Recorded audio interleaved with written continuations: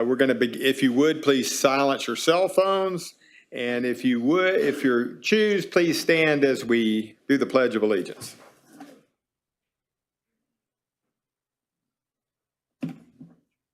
I pledge allegiance of the United States of America, to the republic for which it stands, one nation, under God,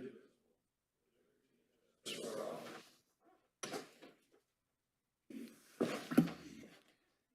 May I have roll call, please? Mayor West. Present. Mayor Pro Tem Turner. Present. Councilmember Durio. Present. Councilmember Getz. Present. Councilmember Felshaw. Present. Councilmember Samuel. And Councilmember Neal absent. All right. Mr. City Manager, would you please open the meeting? Good afternoon, Mayor and Council and those in attendance. Today we'll have our second budget workshop with City Council. This is part of our budget financial plan preparation for the fiscal year 2024-2025. Today we're going to start with our strategic plan. We're going to have Mr. Miles come before us and talk about that, but we're also going to do here some forecast numbers for the fiscal year 2024, and then there are a couple of items that City Council brought up in our last workshop that we're going to talk about today, address. So, second budget workshop, we'll go through these items that are on the agenda.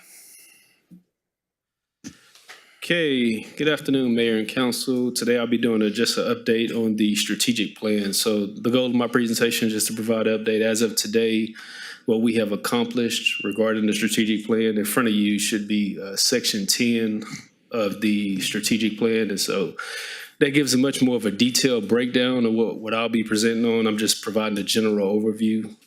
The more detailed information is in that. And then I have this brochure that we provided to everybody in the audience that is a citizen.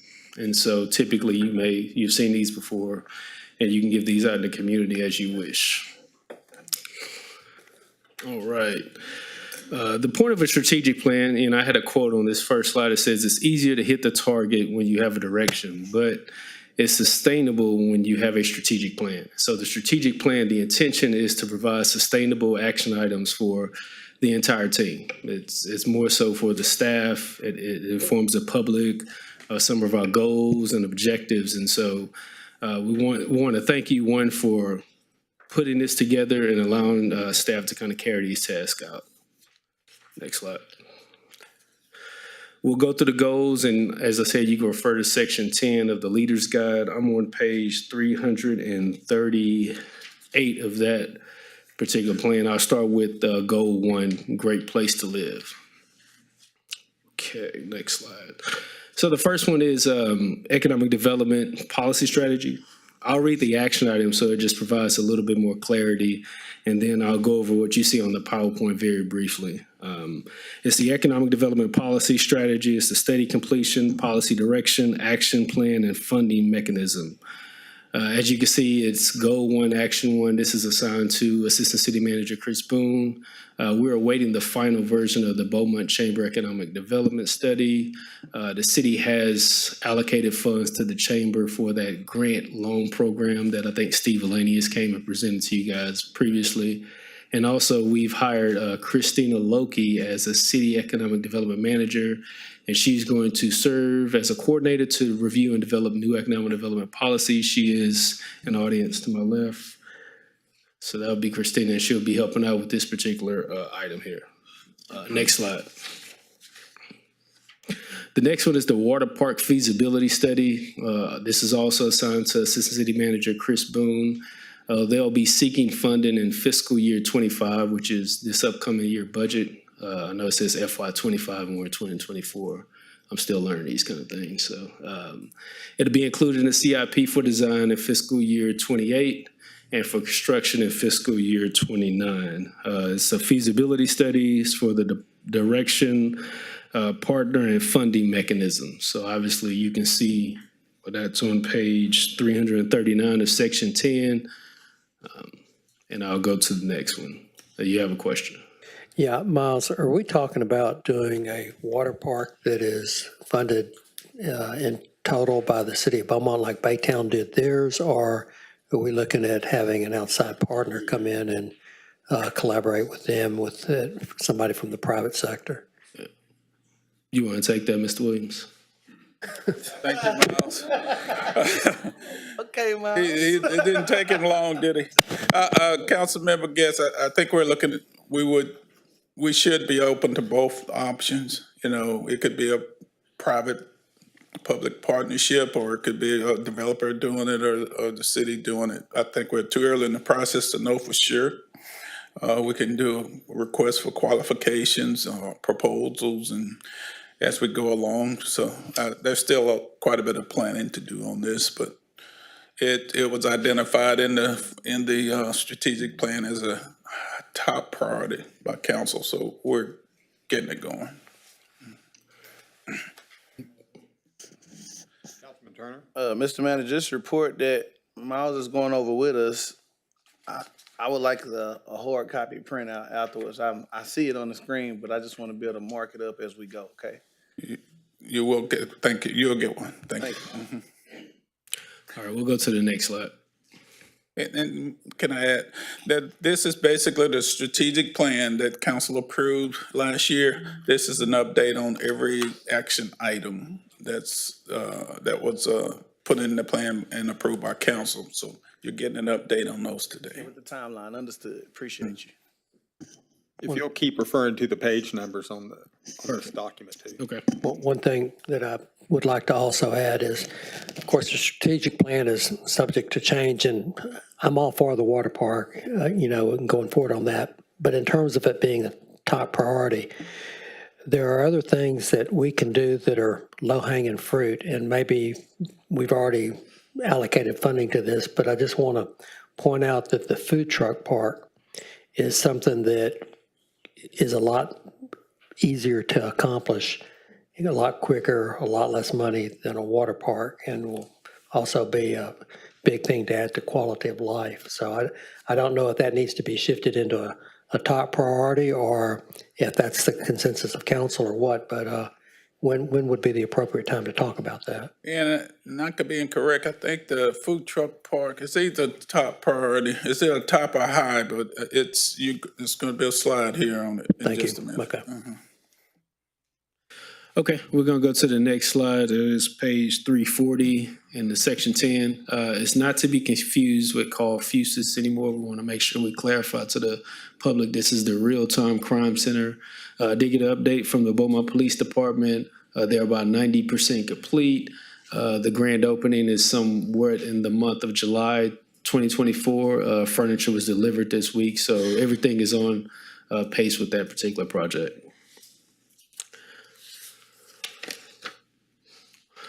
All right, I have the next one is in your page, it'll be 341. I won't say it every time, but I'll just read it so you guys kind of follow along. Comprehensive citywide beautification program, best practices, potential partners, city role, and we want to report with options, direction, and city action. So as you can see in here, this is assigned to the Parks Director, Mr. Kennett. Tree planting has increased since we've taken on this particular strategic plan item. We have volunteers for cleanup periodically throughout the year. We've already had a couple of citywide cleanups that you've been familiar with. He's partnered with the Magnolia Garden Club and then the Beautification Fund to kind of push that, and those are part of the direction to kind of increase beautification citywide. Next slide. We have an indoor sports space study. This is Goal 1, Action 5. That'll be page 343 in your book of section 10. This is assigned to Ms. Freddie Willard with the CVB. We have received a proposal from the Huddle Up group, and that's something that they're going to put into the fiscal year 25 budget as a request. Question. We don't have that page. What is You missed that page, okay. what is this? indoor sports space study? What are we It's a talking about? concept feasibility study. It was one of the things that you guys talked about. Honestly, one of the things you guys approved in the strategic plan. So I think it's kind of closely associated with that recreational type space. I think y'all had many different discussions around it. And so this was assigned to CVB, and Freddie Willard got us a proposal.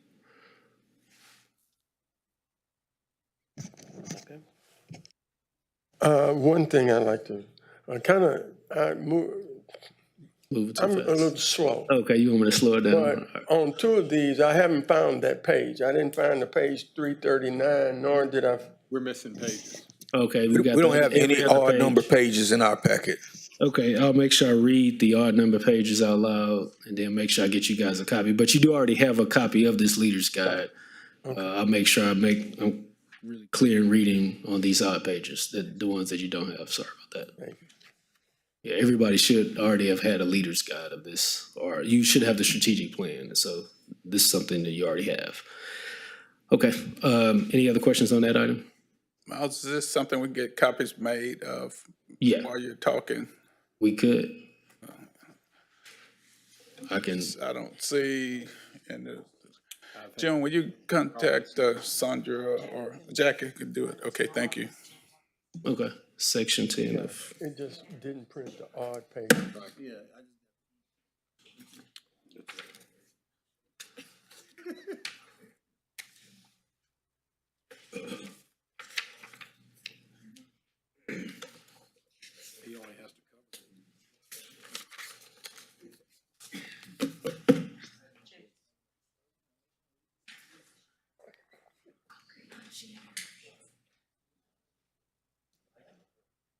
We can proceed with the even pages and then go back to the odd pages if you want to.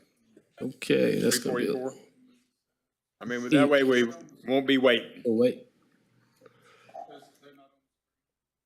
Well, I have every slide that it addresses all the information that is needed to be updated to you guys. So Well, we can, just for me, for sake of, we can move forward while they're doing that, but we'll just have to refer back. But if you refer to an odd page, just know we don't have it. yeah, and those page numbers have bullet points, and so all the action items from those bullet points should be abbreviated on the screen. So Okay. everything you see in the PowerPoint is the bullet points spelled out. So that's essentially the purpose of the PowerPoint, is to kind of answer those questions that you see on those pages. So since you don't have it, if you refer to that PowerPoint slide that you're looking at, it should answer the questions.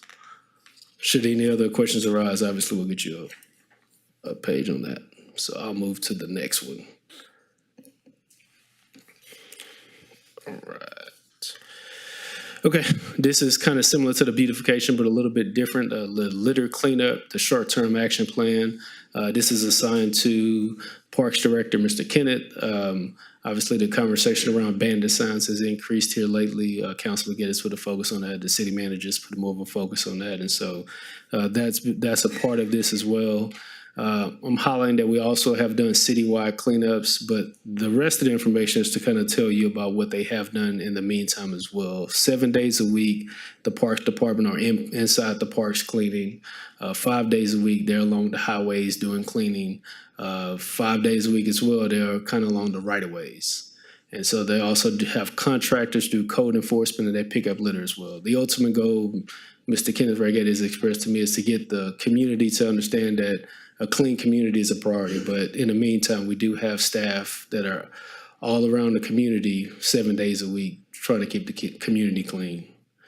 Any other questions on that one? Yes, I'm sorry.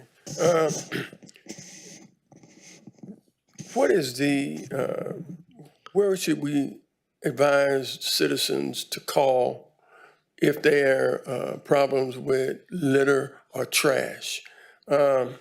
Because just this morning, there's been a couple of locations that I've continually mentioned, and it's been a little slow in getting it done. Yes, sir. 311 is the fastest way because it goes into a direct service request to our code enforcement team, and then they're able to respond. And then if there's any sites that you feel is not getting addressed quick enough, then you guys can always, flow through Assistant City Manager Boone, and then it'll come to me and I'll make sure that it's handled. Okay. All right. I have a question. That's on my page under number 4.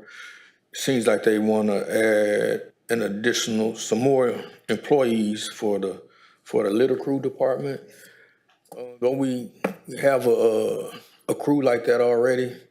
And he's asking for additional people, or I know we have a crew, I don't know if they're with us or the state, but they go around and they pick up litter everywhere. Are those our employees, or are we asking for us to have our own crew, or what? Whenever you guys ask me a question, I'm going to refer you to the department director that's responsible for that. So I don't think I'm trying to avoid your question, but I'm providing an overview, then I'm going to shift it if we get into detailed questions like that. So. That's fine.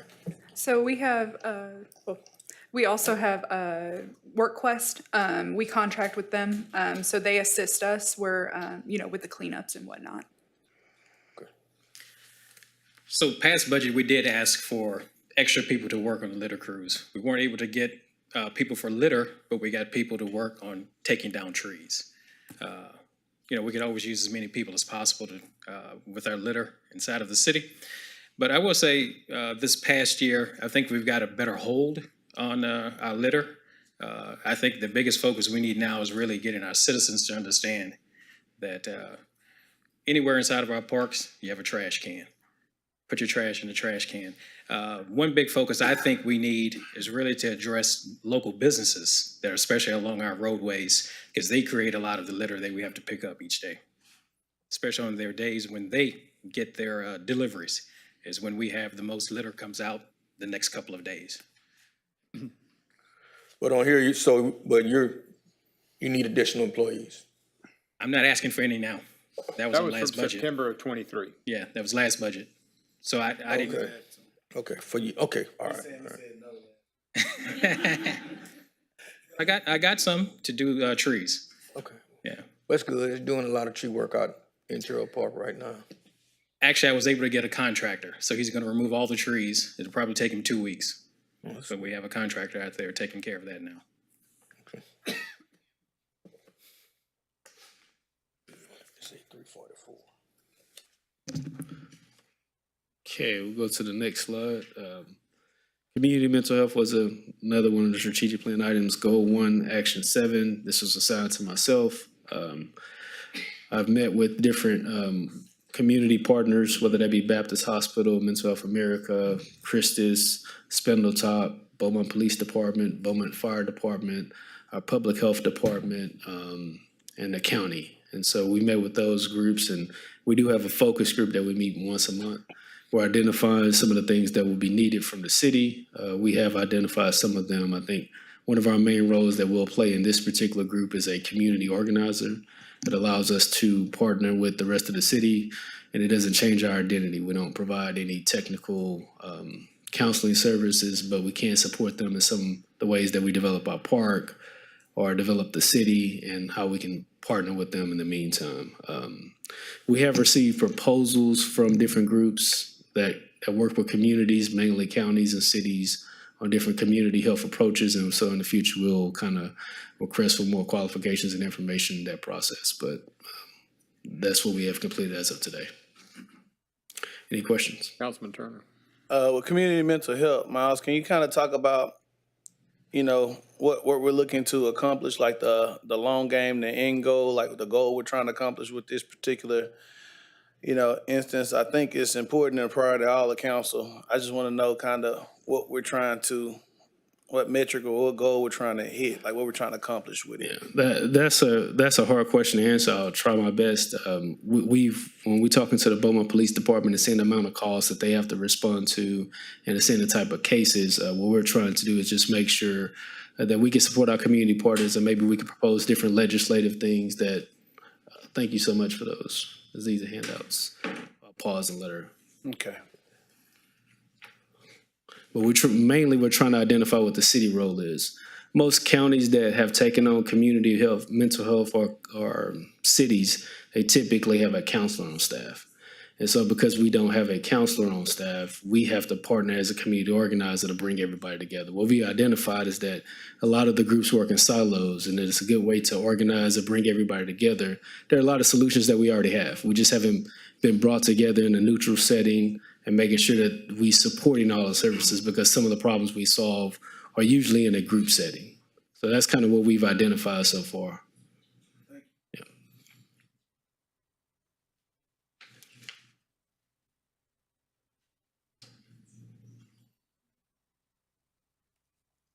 Okay.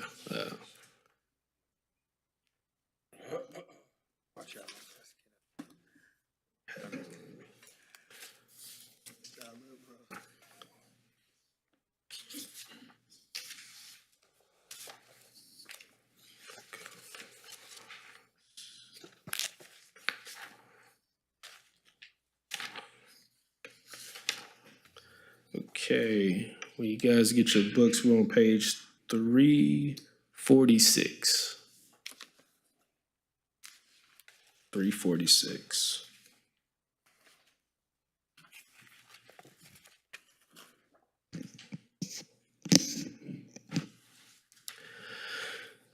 The next one is the events review.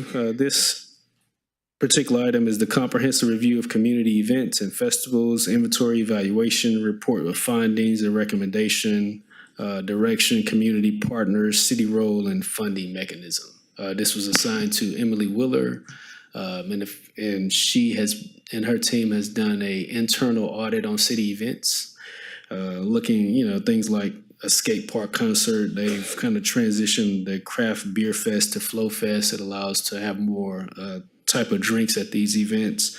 They moved the Viva Hispanic Heritage Month to September and Hispanic Heritage Month, and they've added the Kidtoberfest to Oktoberfest. So when they did the audit, those are some of the findings that they were able to kind of find to enhance their events. They also increased partnership and participation with different community festivals. Mural Fest was one of those things here recently. They've improved website presence with a one-stop shop page. This makes it a little bit more user-friendly for individuals trying to find events and things like that. They also have a special events ordinance. That draft has been sent to legal, and they're awaiting the next steps on that process. If there's no questions, I'll go to the next slide. Okay. The special events ordinance. I'll call Emily up, and she'll speak to it.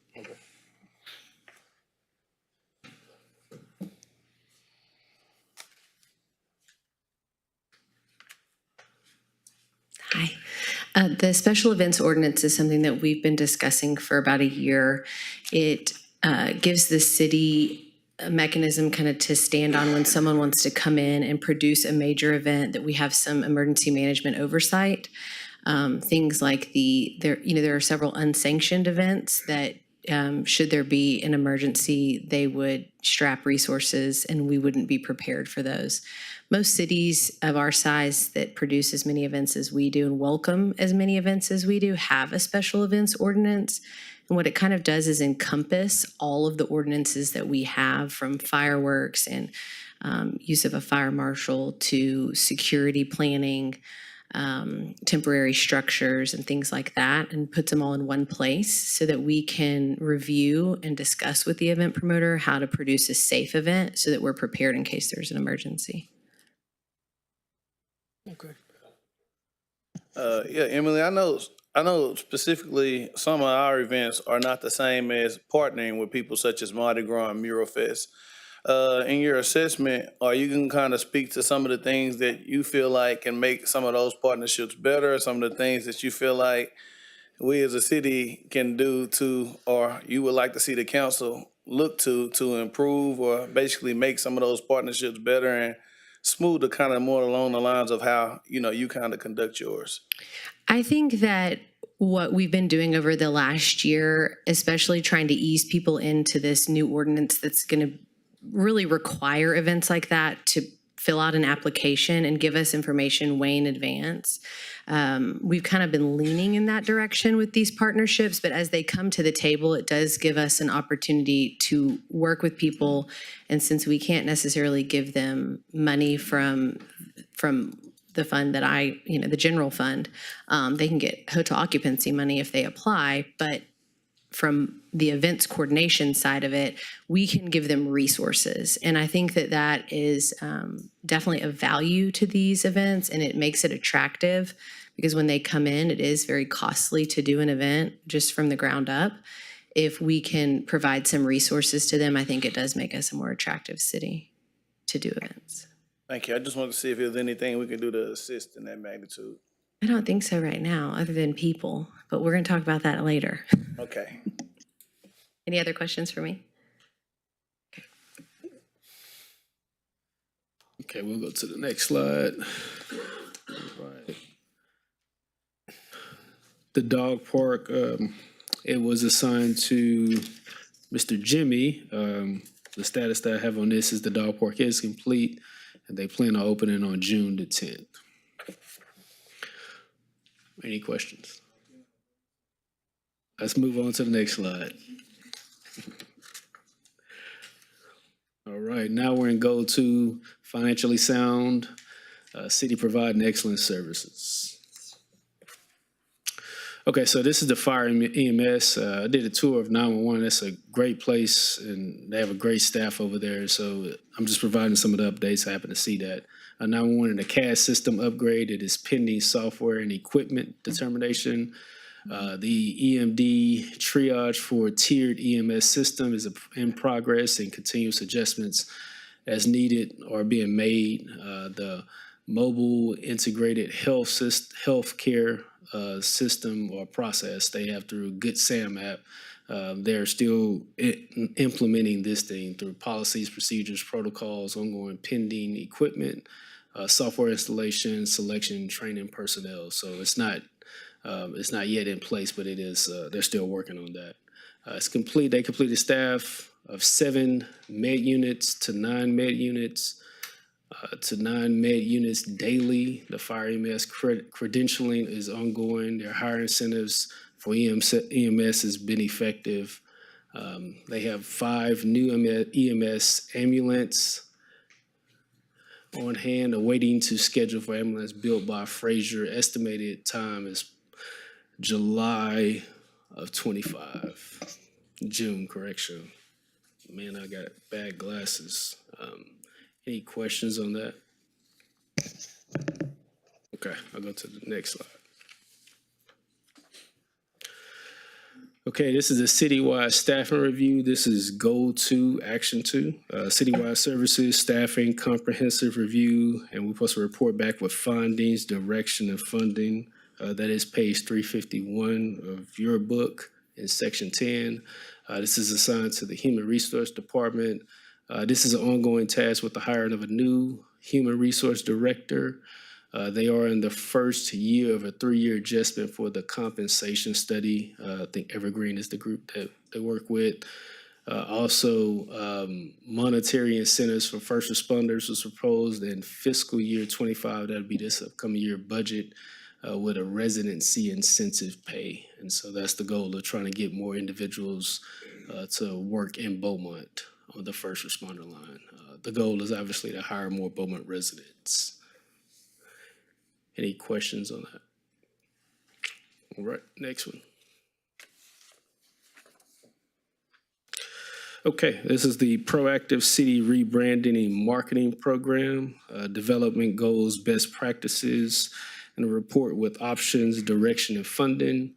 This is goal 2, action 3. This is assigned to Lauren Dury. She just recently changed her last name, so I want to make sure I state that correctly. This will be included in fiscal year 26 or 27 based on recommendation. And the Bow Ambassador program is more of an internal ambassador program for staff, and the goal is to bring staff together and help spread more positive message. It's one of their PR approaches, and so that has been included in supplemental request in fiscal year 25 budget. Any questions on that? All right. All right. This is the city organizational culture alignment, core values, definition, direction, alignment in the plan. This was probably one of my favorite slides because some of the quotes on here I've seen kind of through working with Mr. Williams and the team that he has assigned through department directors. But my favorite one is, finding positive solutions, not excuses. This is kind of built in some of his values that he's brought to this organization, rewarding creativity, and that message of we're not just here to make a paycheck. We have a bigger connection to the community, in our society, our region, and so that's bigger than work, and so that's always huge when you can work with a leader that emphasizes these kind of things. Obviously, he's on this slide. He's implemented a new safety policy. He's challenged staff to implement artificial intelligence, as that is a growing conversation and is embedded in some of the work practices and some of the tools that we use. And he's assigned a committee to look into this and follow up with information. He's a new and inclusive department head group with a mix of age, gender, and ethnicity. As you know, we have some new department directors that have been brought on through the city, and so that's something to be excited about. The focus has been on customer service training. We've completed one phase of that training, and new employees will be going through the next stage of that training. He requires higher standards and collaboration. That's huge for our organization. And so I've seen that throughout my work with the city of Beaumont. But that's the update here. Do you have any questions? Okay, we're going to move to the next one. All right, city communications enhancement. This is proactive city communications enhancement best practices. Report with options, direction, and funding.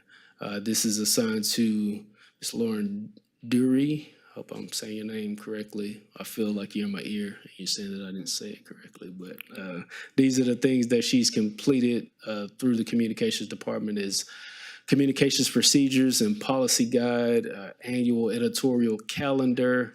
They've implemented standard operating procedures. They've hired Ms. Tracy, the public information officer. They hosted media mixers, different AV enhancements to improve live stream and video. And their primary funding with the PEG funds is in fiscal year 25. Things that are ongoing, the marketing best practice workshops, the Beaumont Beat video podcast, the one-on-one department meetings, and upcoming, they have the annual media training that'll be in the summer. Any questions on that one? All right. The next one is financial policies, fund balance policies, review and refinement. This is goal 2, action 6. This is assigned to Ms. Cheryl Ray, and they're working with GFOA for best practices and other relevant financial resources to continue to meet the 25% fund balance requirement in the general fund. 25% fund balance will help safeguard city assets and ensure funding for operations.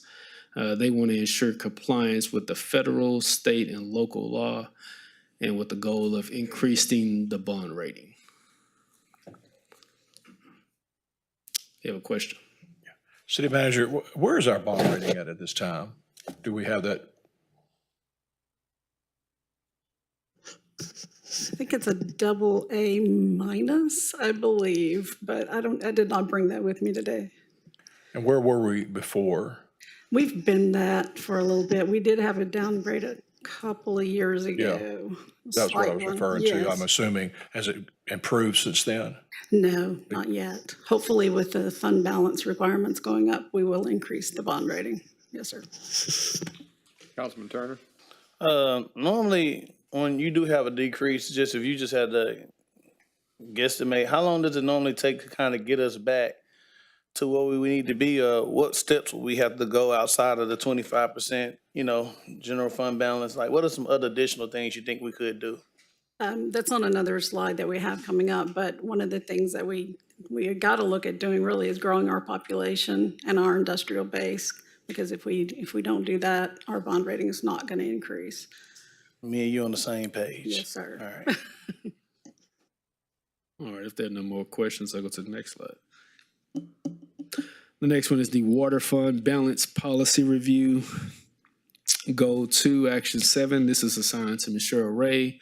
Their goal is to continue to pursue raising the fund balance from 15% to 25% in the water fund.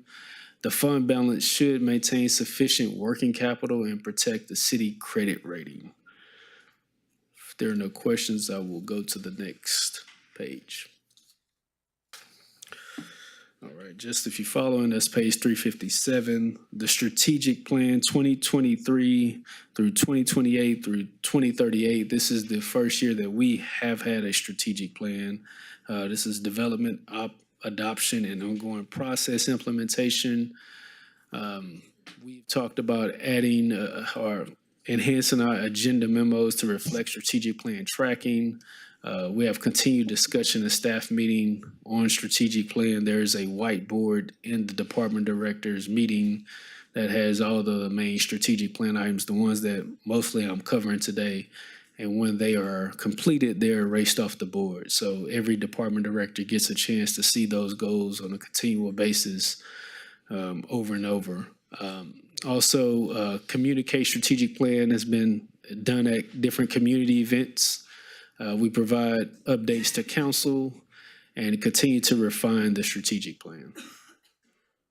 One other thing, Miles, the monthly reports, this is a really good book here, and it provides monthly updates on not just the strategic plan, but all updates. But if you're looking for something, an update is in here, and it's updated every month. That's a great summer read. Next slide. All right, customer service training. This is assigned to the Human Resource Department. This is Goal 2, Action 9. This mandatory customer service training that's been a focus since the city manager's gotten here. First phase is completed. All staff have gone through training. The second phase is new employees will complete the training, and there will be a third-party company that will come in to help with the city customer service. We also have in the water customer service area, they've obtained some training software, so that will help with their internal team as well. Mr. Williams did remind me of back in the day when he was younger. I probably wasn't born then, I'm not sure, but there used to be a motto that says customers are job number one. So I'll make sure I include that on the PowerPoint. I've never heard of the job one. I think it was a Ford commercial or something. Yeah. So he learned something yesterday. So yeah, customers are job number one, and so it's back. If you don't have any other questions, we'll go to the next slide. All right.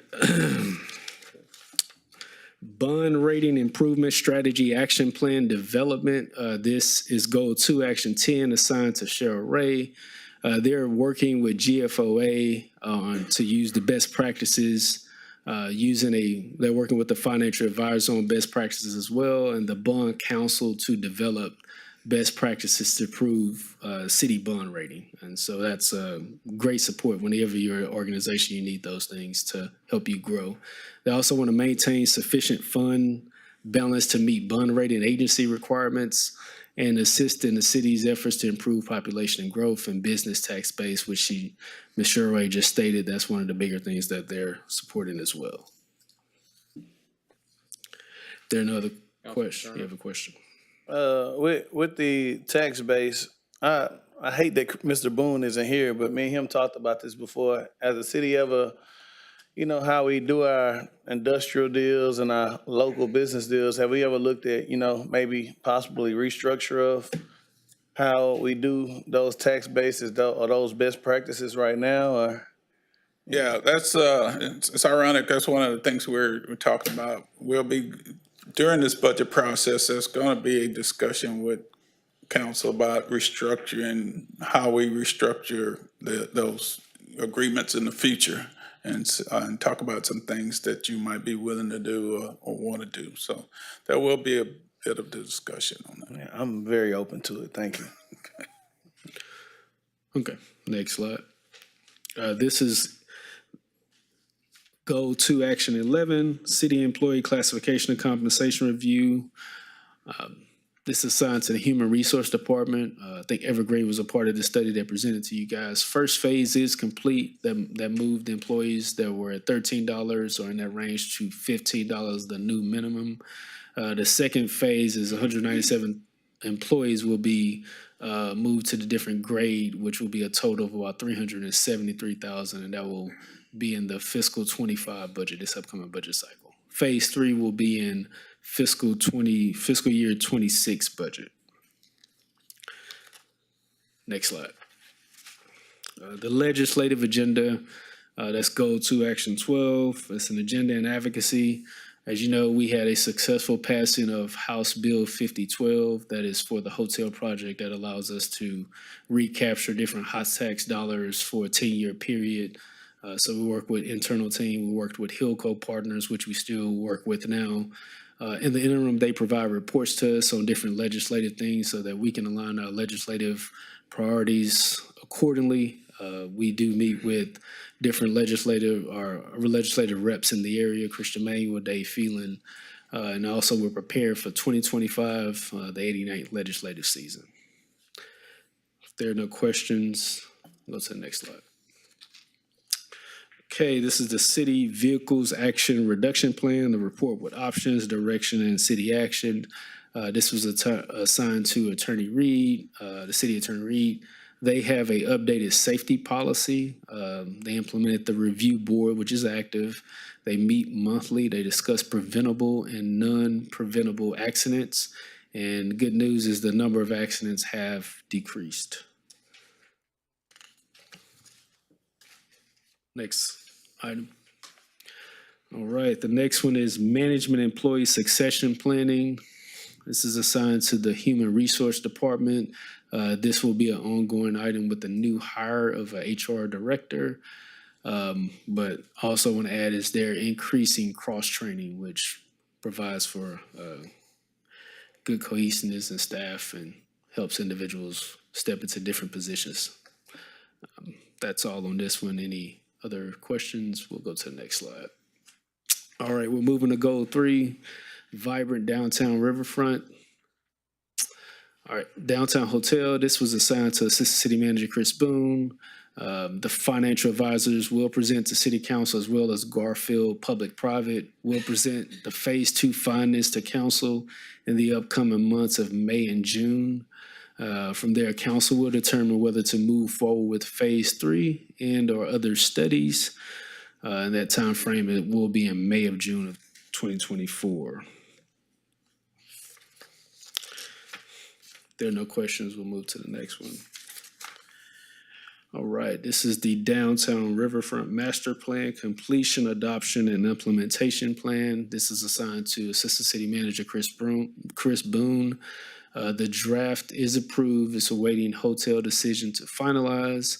That downtown plan elements include a proposed fiscal year 25 CIP, which are the Lake District restroom, City Hall courtyard renovations, Main Street Riverfront Extension, 555 Main, Riverfront Park restoration, Food Truck Park, Civic Center restoration, a new police department, new city hall complex, and most of these improvements will depend on approval from the voters. If there are no questions, I'll move to the next slide. Food Truck Park, this is assigned to Assistant City Manager Chris Boone. It's included in the fiscal year 24 CIP and downtown plan. The preliminary plans are complete. The chamber did a presentation about this. This is included in the proposed fiscal year 25 CIP for construction in fiscal year 26. Next slide. Okay, this is the AT&T building demolition. This is assigned to Mr. Jimmy. The start date of this project was February the 6th of 2024. The start of the site work projected date is June the 3rd, or will be June the 3rd, correction. And the completion date on this project is June the 28th. If there are no questions, go to the next slide.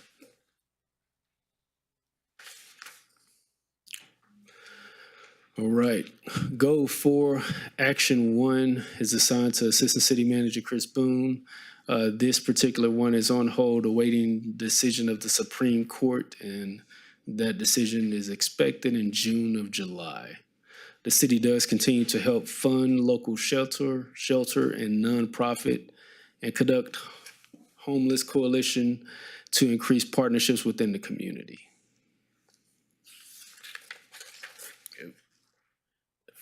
All right. The next one is the vacant lot policy action plan direction. This is a goal 4, action 2, assigned to Chris Boone, Assistant City Manager. Staff is researching. This includes the home funds to purchase vacant lots and donate to housing nonprofits. We're also researching limiting additional multifamily housing and develop new incentives to infill housing, a pink zone. Could you speak to the pink zone, Demi? I want to elaborate on that. So pink zones are areas where you can identify, if growth has been stagnant or you would like to see growth in that area, then there's areas that you can basically designate them and lift certain requirements. It's lean urbanism. So that's kind of what we're looking at, is what makes sense so that we can still account for life safety and building integrity, but really try to incentivize developers to start growth in those areas. All right, if there are no questions, we'll go to the next slide. The next one is proactive downtown code enforcement, direction and funding. This is assigned to Assistant City Manager Chris Boone. Council work session was in January. They had a code sweep underway. They had 20 downtown buildings cited to date. Some owners are making repairs and some are not. Staff are working on the overlay. Additional funding will be needed in the fiscal year 25 for boarding up some of the buildings. Question. Additional funding will be needed for boarding up of buildings. Why aren't the building owners incurring that cost? Why are we doing that? So that occurs whenever we don't get any responses, and then the city has to come in after due process has been observed. Obviously, the notification to the property owner that they need to board and secure, and then you have so many days to do so. So that would be when the city receives approval if the cost of the boarding and securing exceeds, the purchasing threshold. But that's essentially where the city would take on that cost. But of course, it comes back to them through making sure that we follow all the legal processes, but eventually that bill would go back to them. You're saying the city eventually is being reimbursed for what we spend on that? That happens through, and of course, City Attorney Reed can speak more to it, but, through the court process and whatnot to recoup costs. Okay. Next slide. Councilman Turner? With the downtown building ordinance, we all said we do support it. Since you guys have got started with the building owners, can you kind of speak to kind of some of the feedback and some of the issues or any problems you guys been dealing with? Yeah, so we're doing these in phases. We've completed phase 1 and phase 2. Within that, we've tagged 20 buildings where they need to come into compliance. One of those was they came into compliance right away, so that one's already done. And then there's a couple where we're working with them to sign on to a work program. But we have made contact with a few. Some still have not returned phone calls, but we're trying to get in contact as fast as possible. Councilman? Have any of them found like needed to be demolished or red tagged, any of the downtown buildings? Not at this time. There were 2 that were tagged for imminent danger, and that was mainly for, and of course, building officials. I can get you it's also in the monthly report too. You guys can see all of the pictures and everything. But there are 2 that were tagged for imminent danger, and it's not that they're going to fall down at any moment in time. I know we hear imminent danger, and that's alarming, but it is, the windows are broken, so, there's potential of glass falling and those kinds of things. So boarding and securing is going to be important, and there's 2 that we're working on getting a RFP done so that we can go out for bids. So those are 2 that you haven't heard back from the from the owners? Right. Well, we've heard back, but no, no movement. I understand that whenever we're on the ground floor, you board up a building to prevent access into it. But when you go above that, windows that are out, we board it up.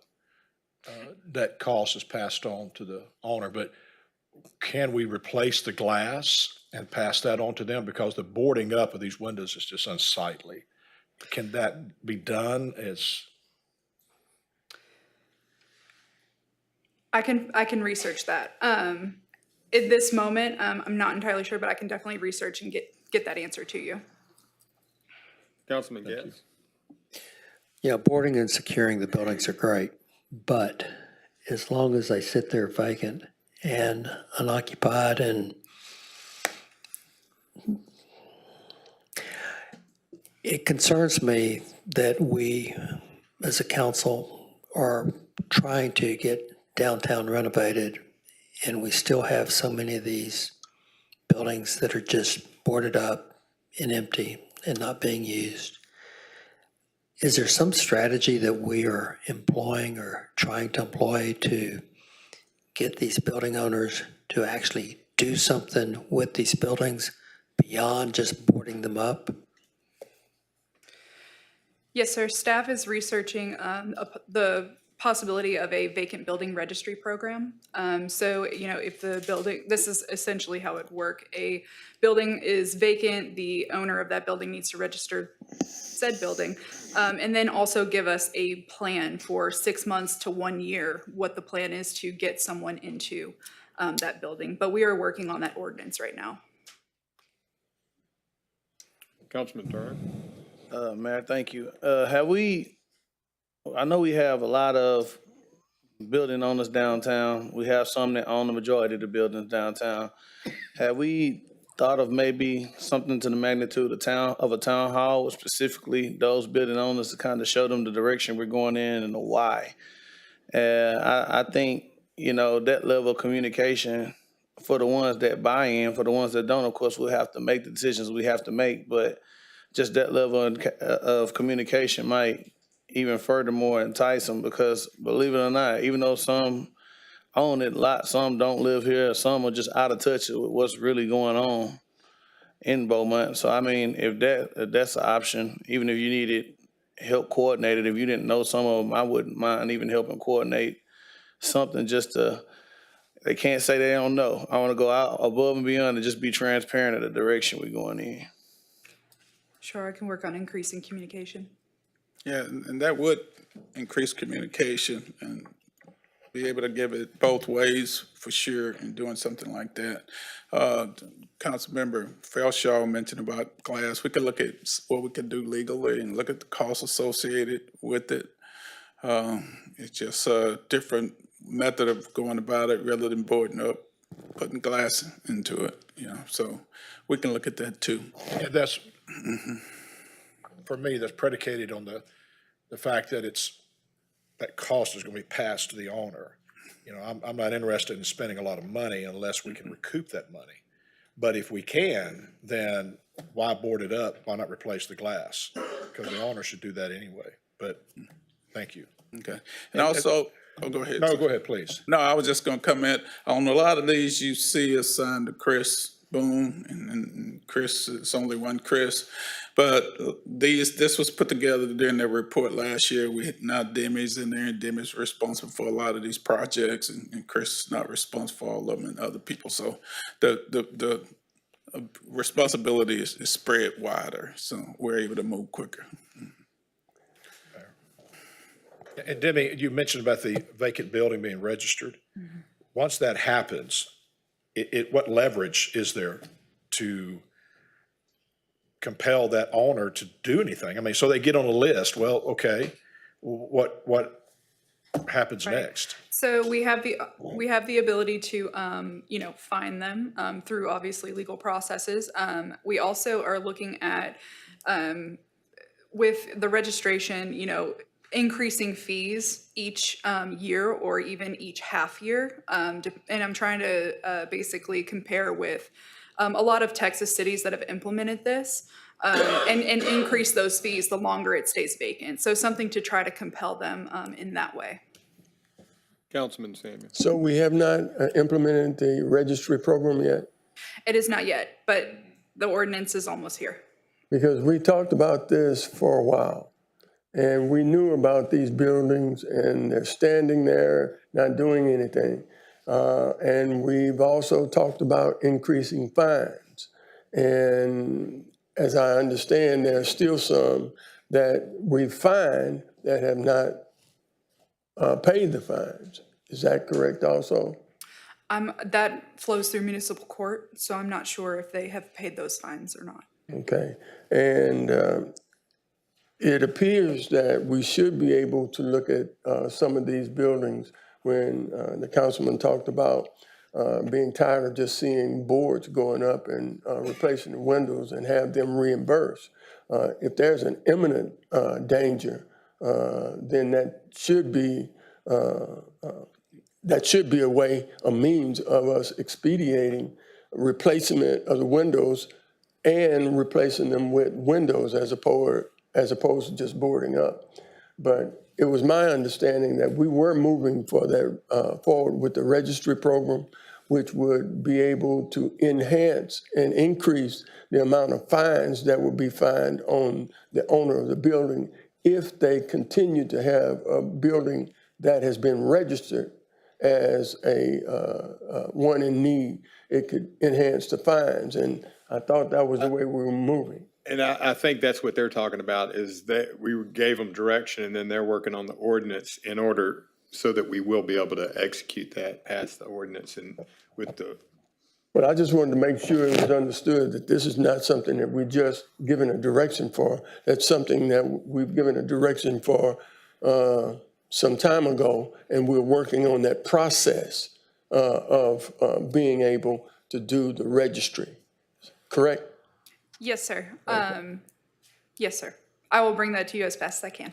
I think it was a changeover. I remember us talking about it back in 2022, so, yeah, I remember. Yeah. Yeah. Councilman Dury. I don't know if Councilman Samuel commented on it, but the fines, are the fines high enough to make them want to pay it? I mean, are they, because, you know, some of the folks that own these buildings, I mean, they got a lot of money. So, you know, if you hit them with $1,000 fine, no biggie. So I was looking at others, you know, some cities have them lower. Some of them have them higher. Some start at about $2,500. And then each year or each half year that it stays vacant, it doubles.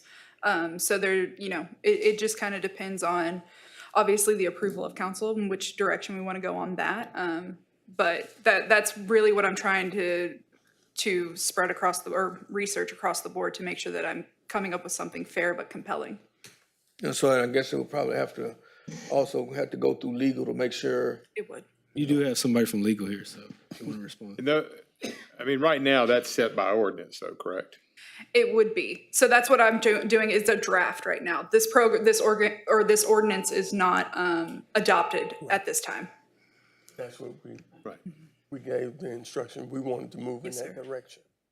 Well, I can say the letter has got some building owners' attention. I have been contacted by several, and I've tried to explain what's going on. That's why I was suggesting that it'd be a good idea to, a lot of them, if they see the vision and what's going on, I would hope the majority of them will buy in and we don't have to continue on and we can just move forward. But if not, we understand that's the only other option.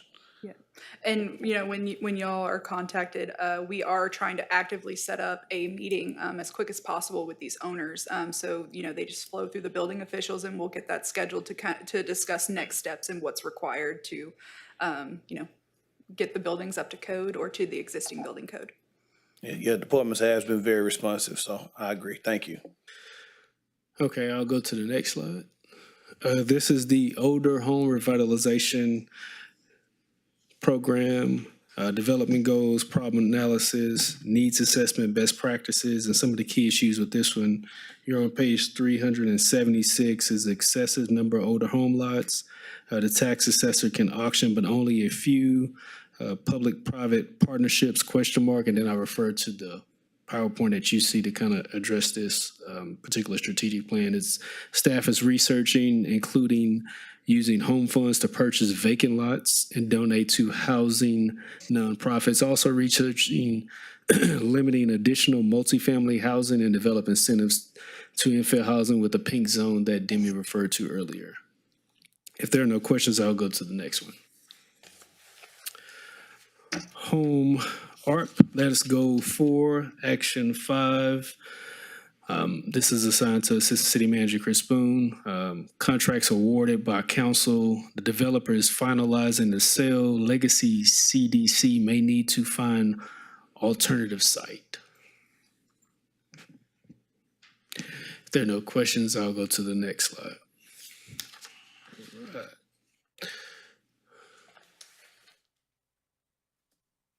Okay, this is the wastewater system improvements. This is assigned to Mike Harris. They're going to continue to identify areas of problems with televising, smoke testing, dye testing. This is done in-house with and with contractors, and it's ongoing each fiscal year. Design engineering continues to create work orders for system upgrades. They have in-house crews that are doing pipe bursting and manhole rehab. The wastewater treatment plant plan is scheduled for this upcoming fiscal year. If there are no questions, I'll go to the next slide. All right, sewer lift station projects, completion, future plan, and funding mechanism. This is assigned to Mike Harris. The Harriet Street lift station rehab is in the fiscal year 25 budget, or will be proposed in the fiscal year 25 budget.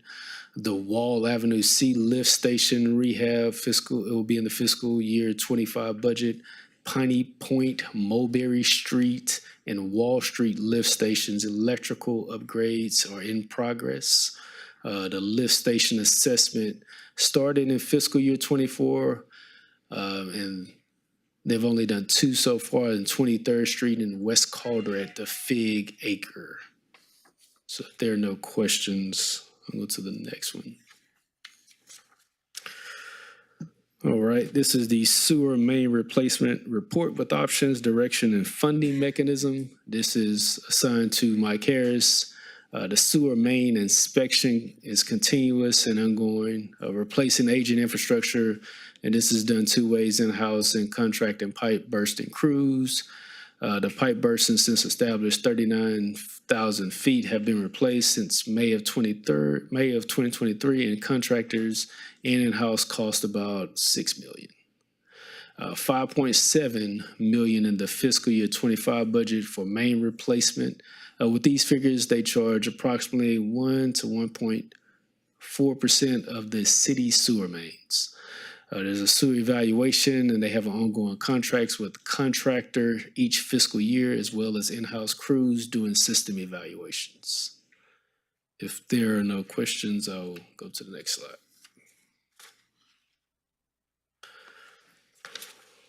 All right.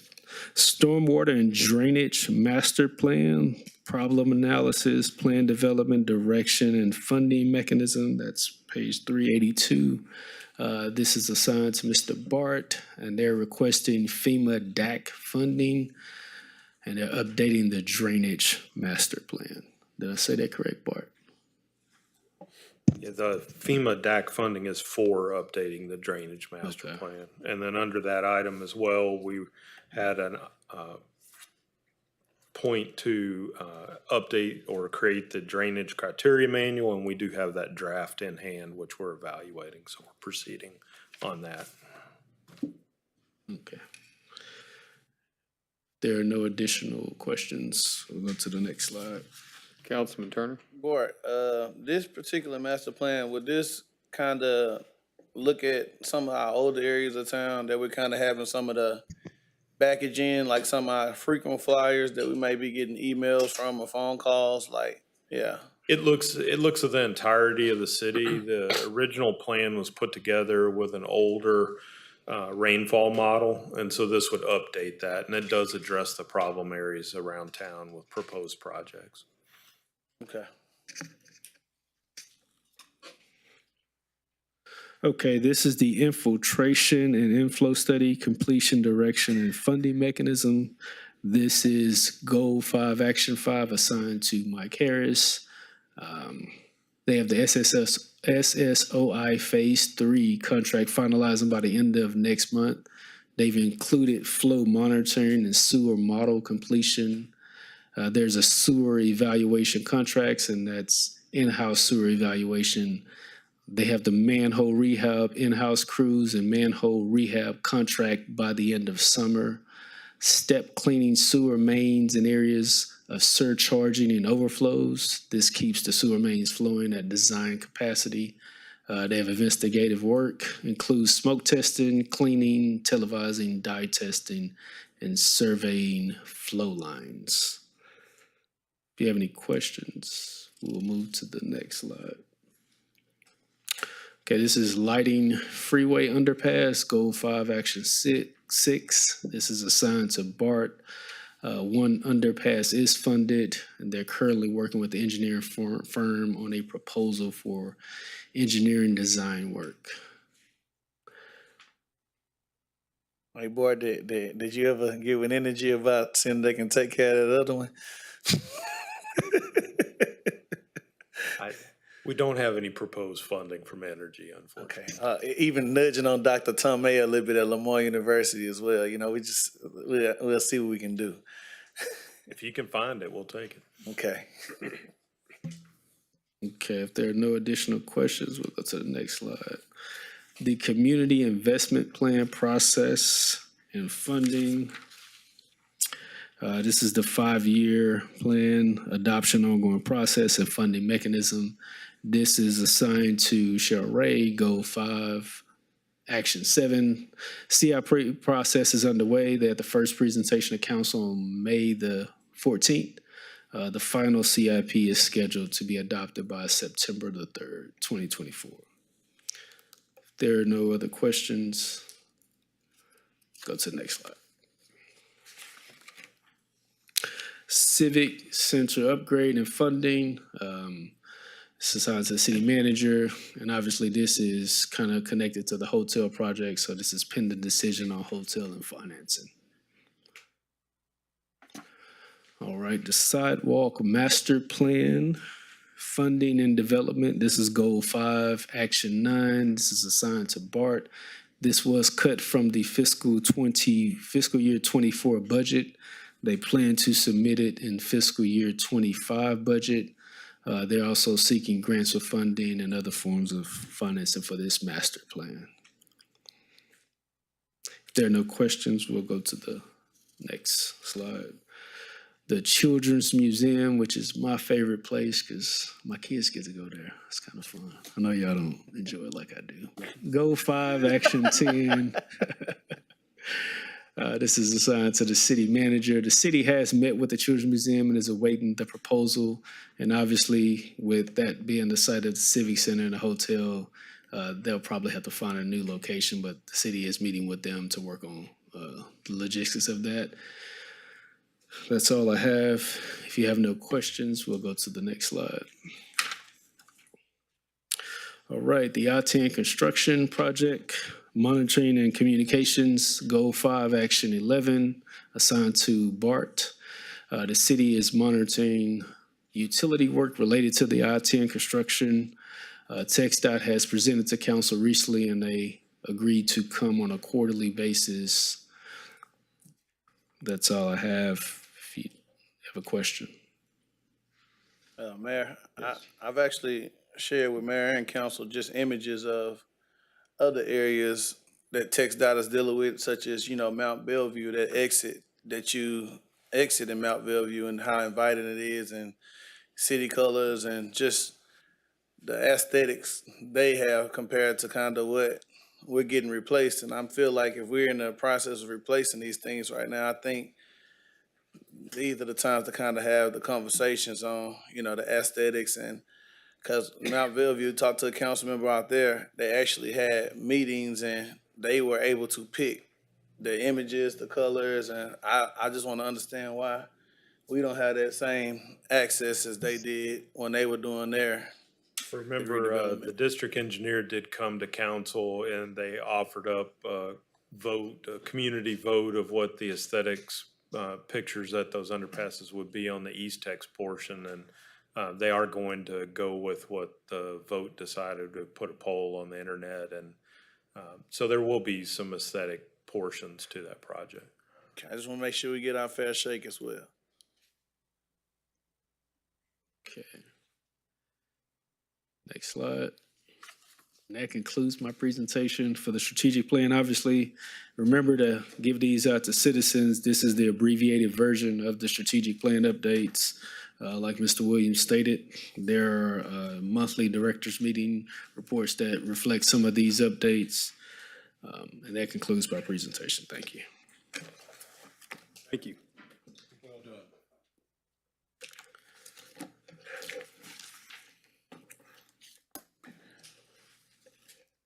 Mayor, that strategic plan, you might wonder why we're doing it. It's such an important part of the budgeting process that we wanted to go over it and have that discussion and share that information with council with updates. So you're likely to see a lot of these items proposed in the next year's budget. Thank you.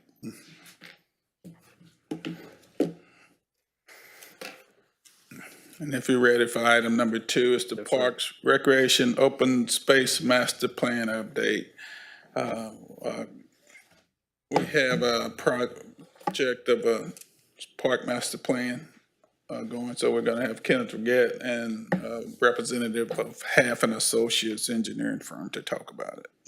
Mayor, Council, so yes, I'm here to introduce Mr. Louis Katea, who will be conducting the Parks, Recreation, Open Space Master Plan. I'm really excited about having this go on in the city. It'll basically be the blueprint that I could have in my hand to bring the parks and, of course, recreation where it needs to be for our city. So I'll let Louis come up and give his presentation and let you know exactly what we can expect from it. Thank you.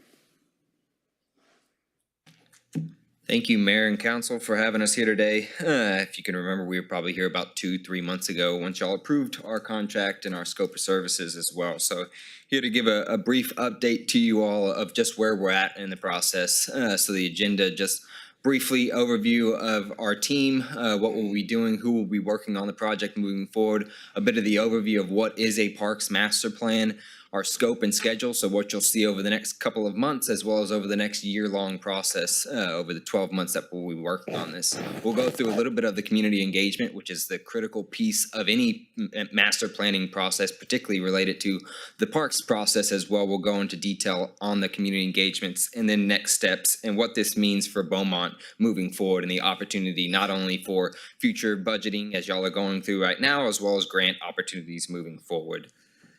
I'm assuming, there we go.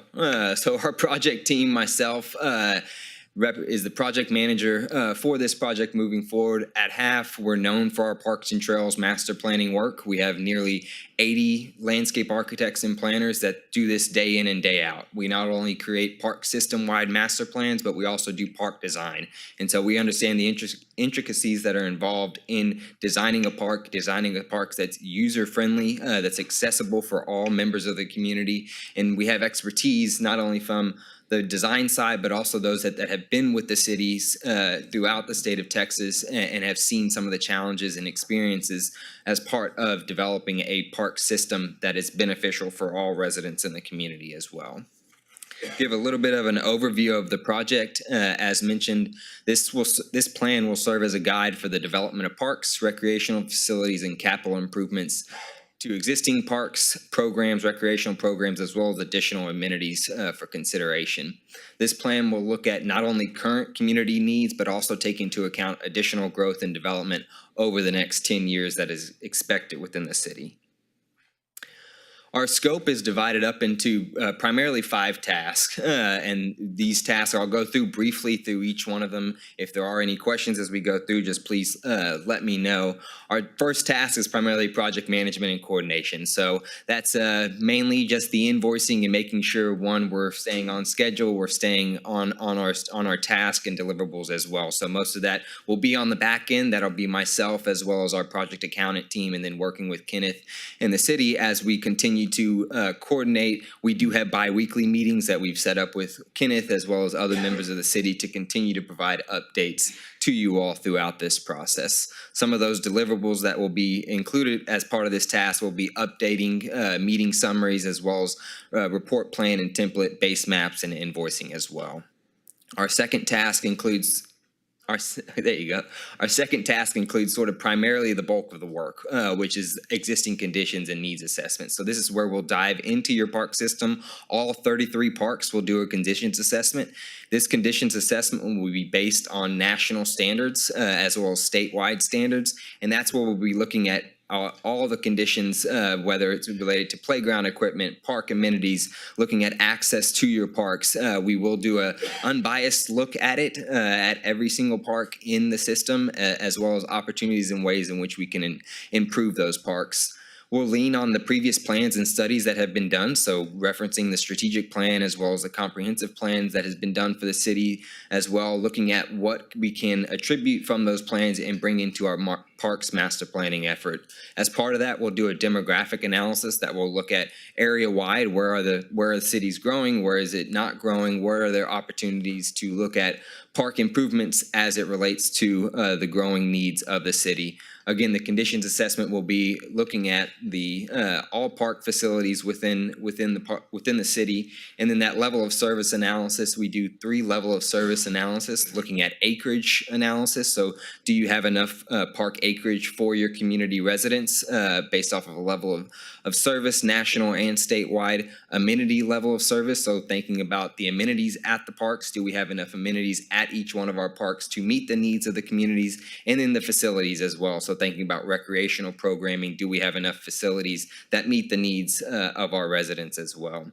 As part of that level of service analysis, we'll also be conducting a needs assessment. This needs assessment will be done similar to the level of service analysis, looking at a demand assessment as well as an operation-based assessment, thinking through, again, as Kenneth alluded to a little bit earlier, staff needs, what is needed to maintain and operate the park system, not only now, but also moving into the future, as this is a 10-year plan horizon as well. Related to an additional task as part of our scope of work will be sort of public outreach and engagement. This is also a key component of the planning process, and I'll go into a little bit more detail about our public engagement and outreach, but primarily we'll be focused around meeting the community where they're at, and that'll be done through 2 public meetings. Those public meetings will be done, one at the beginning of the process to understand the needs of the communities, what do they want to see out of their park system, and then one will be also conducted towards the end to deliver final recommendations or draft final recommendations as well to get feedback from the community. We'll hold 3 steering committee meetings. Those steering committee meetings will be held throughout the duration of the project, one to review what the project team is looking at as well as potential recommendations. We'll also hold 3 focus group meetings. These will be targeted focus group meetings with members of the community, those organizations, local advocacy groups as well. And again, I'll touch on each one of those 3 a little bit later in the presentation.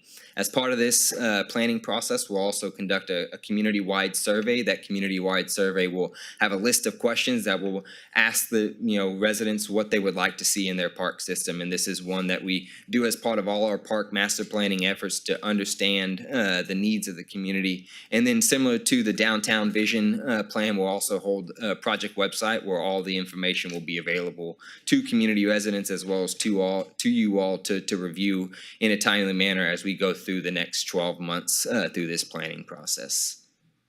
The task 4 will build off of task 2 and 3 as it relates to the existing conditions and needs analysis as well as public engagement. So task 4 will be primarily a summarization of what we heard and what the community needs. And so we'll look at recommendations for the park system, not only park system needs, but also prioritization of those needs, thinking both short-term as well as long-term for the park system.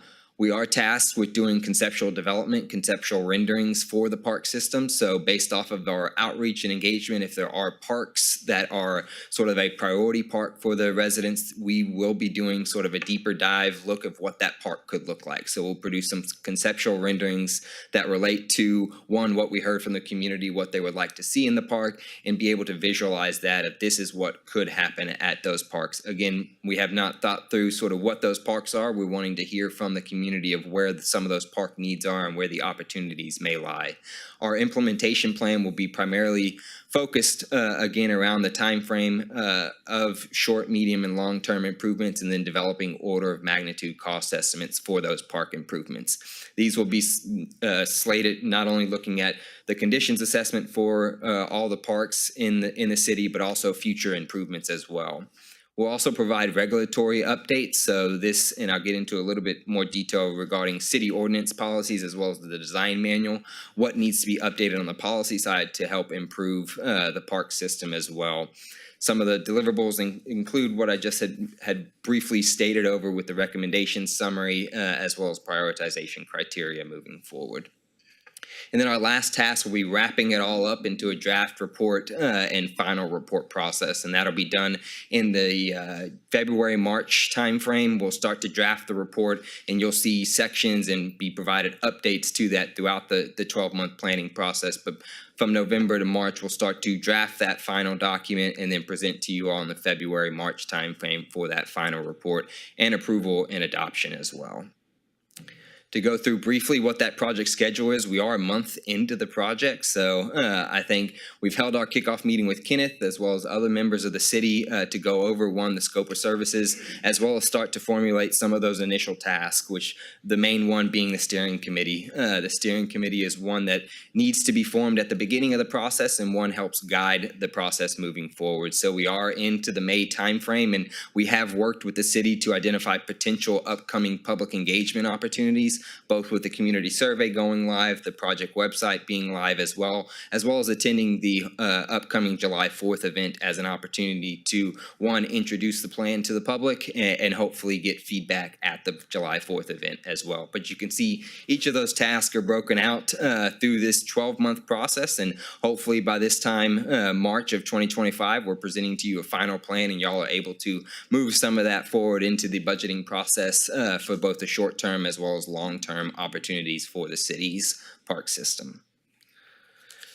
Going into a little bit more detail in regards to community engagement, and as you all well know, public engagement is vital to the planning process, and we want to make sure that the community's needs are met through this, their park needs are met through this process. We understand what their park needs are so that we can align our recommendations with what the community wants to see out of their park system.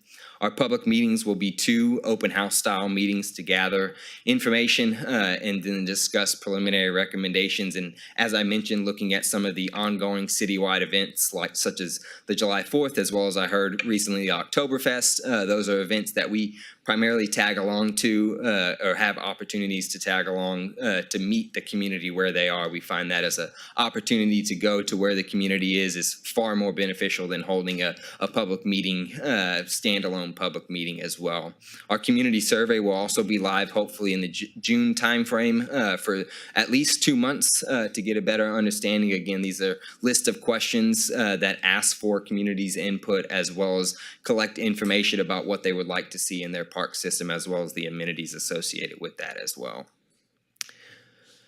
In addition to that, we also have our steering committee, which I had touched on a little bit, being sort of the vital sort of piece in this process. One of the first pieces that does get formed. This steering committee is really the champions of the plan and those that will be helpful in implementing the project recommendations moving forward. As you know, a consultant, we are only here for the 12-month process, and I think leading forward after that 12-month process, the steering committee will be those that help champion these projects move forward and help to implement some of these projects. This is a 12 to 15 member committee. This committee is primarily based up, and we've identified some potential members for that committee, potential steering committee members there that are representative of the city and represent the city's community residents. They're primarily there to guide the plan's direction, and so they'll be the first ones to vet not only the analysis that's completed, the conditions assessment, but also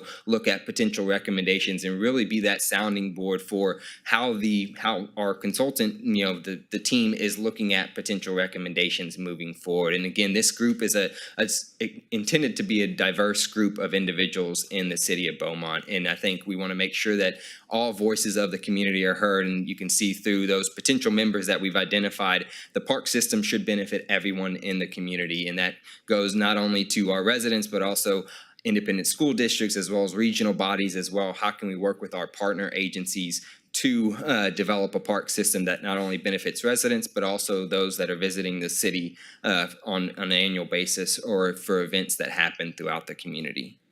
As part of that, additional community engagement will be focus group meetings, and those focus group meetings will be similar to the steering committee meetings. This primarily will be a targeted group of individuals that will be done sort of one-on-one conversations or more smaller group settings. This will be done at the beginning of the process, primarily during the June and July timeframes is whenever we will be conducting these focus groups.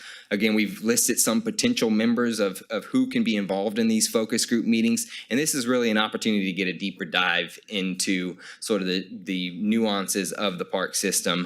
While the steering committee will help guide the plan throughout the 12-month process, there will be set up meetings for the steering committee. The focus group will be sort of at the onset to better understand how can we start to tailor our public engagement and outreach? How can we start to tailor our potential analysis of the park system and really gauge from these focus groups how our project team will look at the park system as a whole? And again, these focus groups are representative members of the community and will be involved throughout the planning process and can take part not only in these focus groups, but hopefully in the public engagement and outreach as well. And both the steering committee as well as focus group members, as well as the public, are truly ambassadors of this plan, and we hope that they're champions and can continue to engage and get the word out about the parks master planning process as well. And then in addition to that, as I had mentioned before, the community engagement will also consist of a project website as well as a social media campaign. You can see they're developed on the screen, or developed as part of this plan in the top right there. It represents some of our social media imagery and what we plan to do as part of that process. We plan to have a series of social media posts that will go out primarily in that first month leading up to the first public meeting, one to get the community aware that a parks master plan process is happening, as well as ways in which they can get involved as well. This will also accompany the community survey and relate back to the project website, which we are coordinating with the communications group to develop that project website, as well as put up the associated information with that that's associated with the planning process as well. In addition, as I had mentioned before, what does this mean for the city long term? And I think the benefits of having a parks master plan is setting that long-term vision. Where do we want to go with the park system? Realizing that investments can't be made sort of just happenstance or we got a phone call. So how do we relate to the funding and resources that we have available at the city to direct that long-term vision, aligning the budget with the community support? And so that's why it's critical to go out to the community, understand what they would like to see in their park system, what types of amenities, as well as the facilities that they would like to see, and then start to align the budget with some of what those recommendations pose. And then again, identifying additional resources and partnership opportunities. As mentioned before, that steering committee will be one champion of the plan, as well as the focus groups will also be ones that will look for opportunities for partnership and funding resources, as well as statewide, local, regional, and statewide funding opportunities.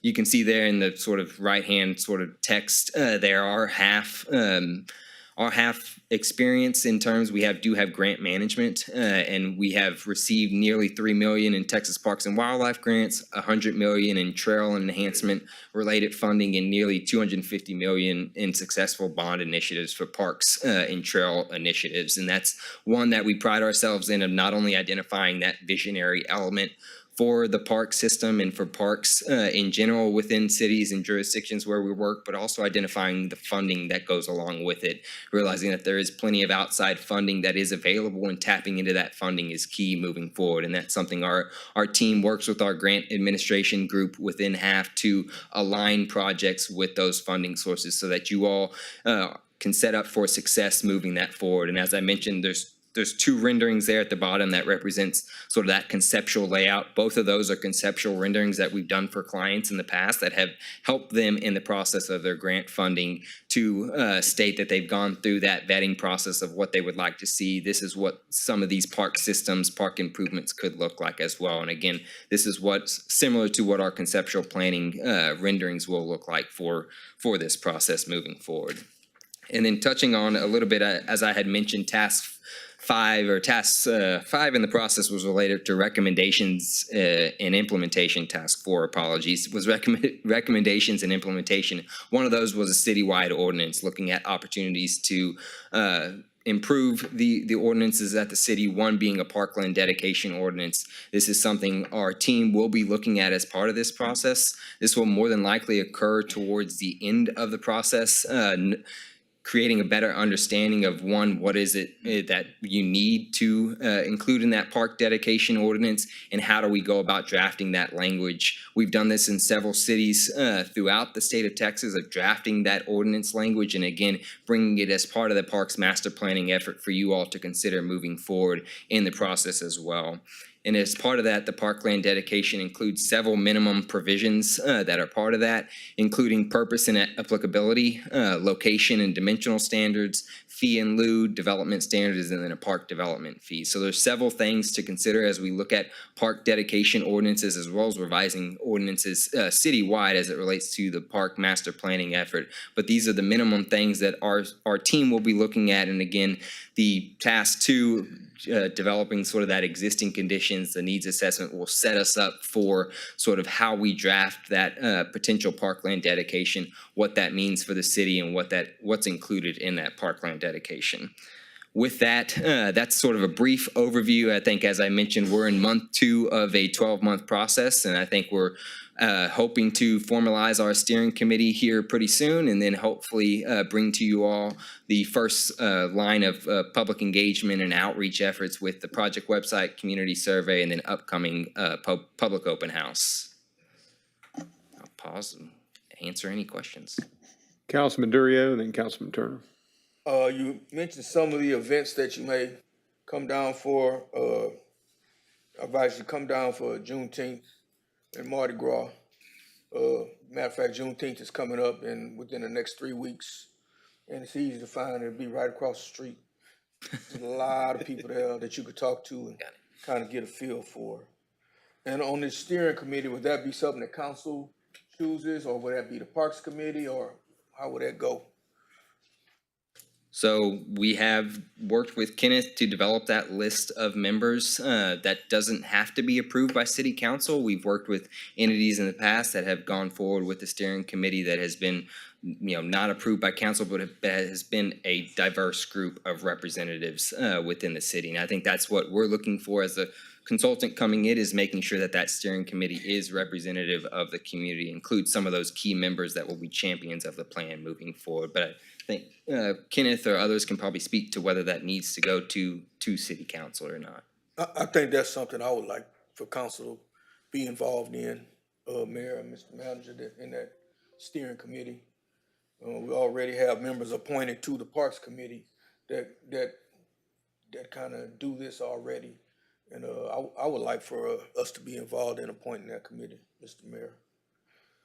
Also, are y'all gonna do anything involving the golf course and drainage and stuff like that? I think we've already done a drainage study out there.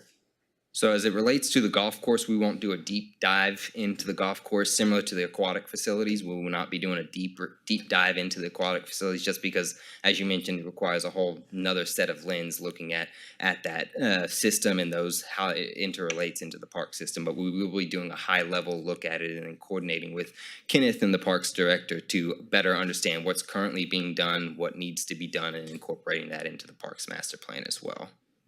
What other cities have you worked in? Is you have that we could maybe go online and look at some of the stuff you were involved in? Yeah, so half, again, is known for our Parks and Trails master planning. We're currently working with, the city of Buda was a recent city that That sounds familiar. it does. And then we've also worked with the city of Austin. We've just completed city of Pearland Parks master plan just in Houston. And then, as I mentioned, a lot of our landscape architects and planners do a lot of the design work for parks and entities. So working with the Houston Parks Board as well as the city of Austin. We've worked statewide developing a trails master plan. So I can send some examples to Kenneth and he can send those to you all as well of what we've done in the past. All right, thank you. Thank you. Thank you, Mayor. Even with steering committee, I kind of piggyback off Chris. I do think something this big, we like to at least kind of know what's going on and not be involved at all in the process. My second question is, I seen you said survey. How do you survey the community? Like, how have you done that in the past? Can you kind of speak to what's your strategies when it comes to that? Yeah, so we like to start early. And I think, as I mentioned, sort of with some events coming up like Juneteenth, starting to develop the social media campaign that goes with it. So knowing that the city has social media availability as well as has other ways of broadcasting out to community residents. We primarily do it through online sort of interactive. SurveyMonkey is one that we've used and one that we will use moving forward for this survey. But we do sort of meet the people where they are. So we've developed sort of business cards as well as flyers that can be posted throughout town, can be posted in the parks themselves as well. So people that do come and visit the parks, they can see that there is a park survey going on and then continue that communication. So we've developed a public engagement plan and communicated that to the city to, one, get the word out that the parks master plan process is going on, as well as there is a community survey to participate. And I think as part of the project team, we do realize that we're in the summer months right now. And so I think while everyone's taking vacation, we typically like to keep a survey open for 1 to 2 months, but knowing that we're in the summer months, more than likely we'll keep it open longer, one, to get that sort of feedback and response that we're looking for as part of this plan. So again, starting early, hopefully early June with the community survey, and then ending towards the July-August timeframe with that survey. Yeah, I think it'll be good in August, you know, when all those kids get back to school, maybe we can utilize the school district and some of our, you know, private and public schools to kind of catch them with that excitement of going back to school. I think it'd be a good opportunity to capitalize on that with that Survey Monkey. Yeah. And I think to your point, again, I think the steering committee, focus groups, and even you all here today, you all are champions of the plan moving forward. And I think we encourage you all to get the word out about the survey, about the planning process. And then as we have our public engagement meetings, continue to spread the word. We want to make sure that, one, this plan is representative of the community, their needs and their wants for the park system. Next question is, will people be allowed to give feedback online, and will it be limited to Beaumont residents? One issue we deal with a lot in Beaumont, a lot of people that have things to say about Beaumont don't live here. So will feedback be given online, and how will we make sure we targeting Beaumont residents and just not people saying things that actually it won't impact the community?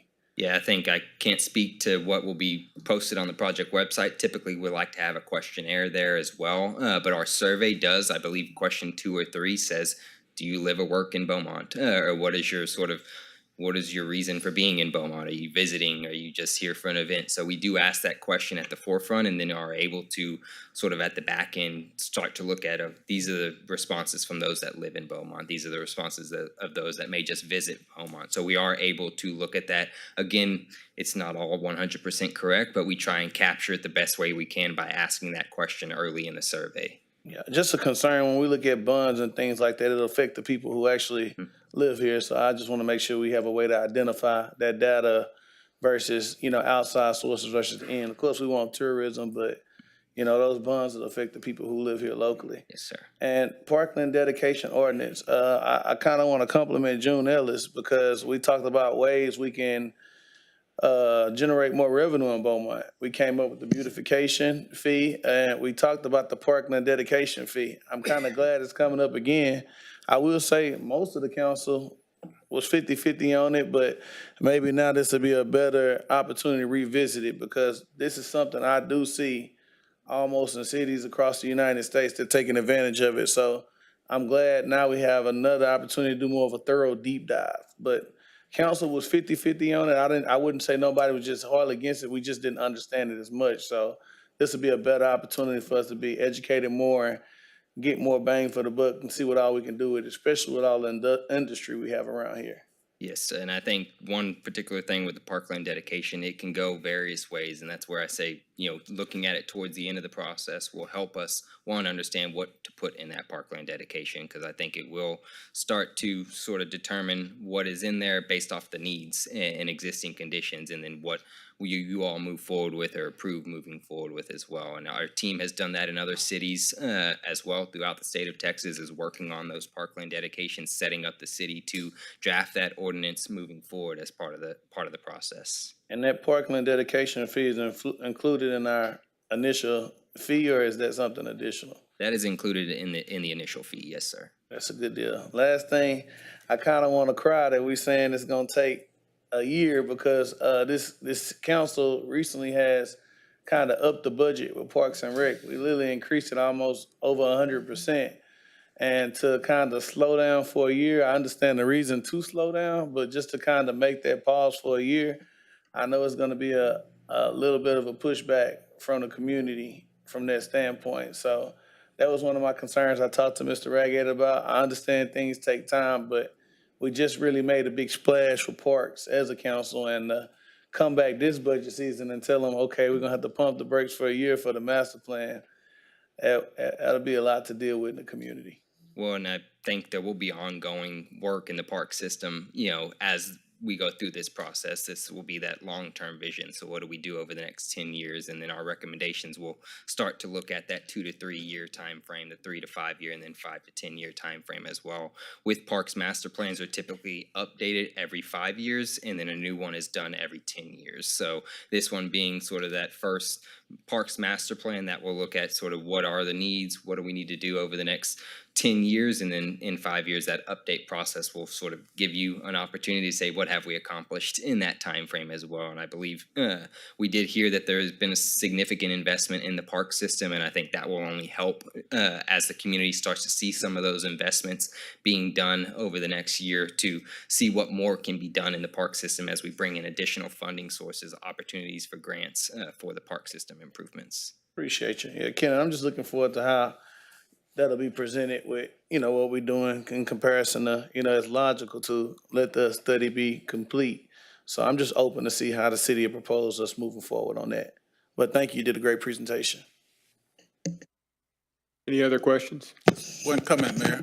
Full disclosure, I wasn't a part of the selection committee for this group.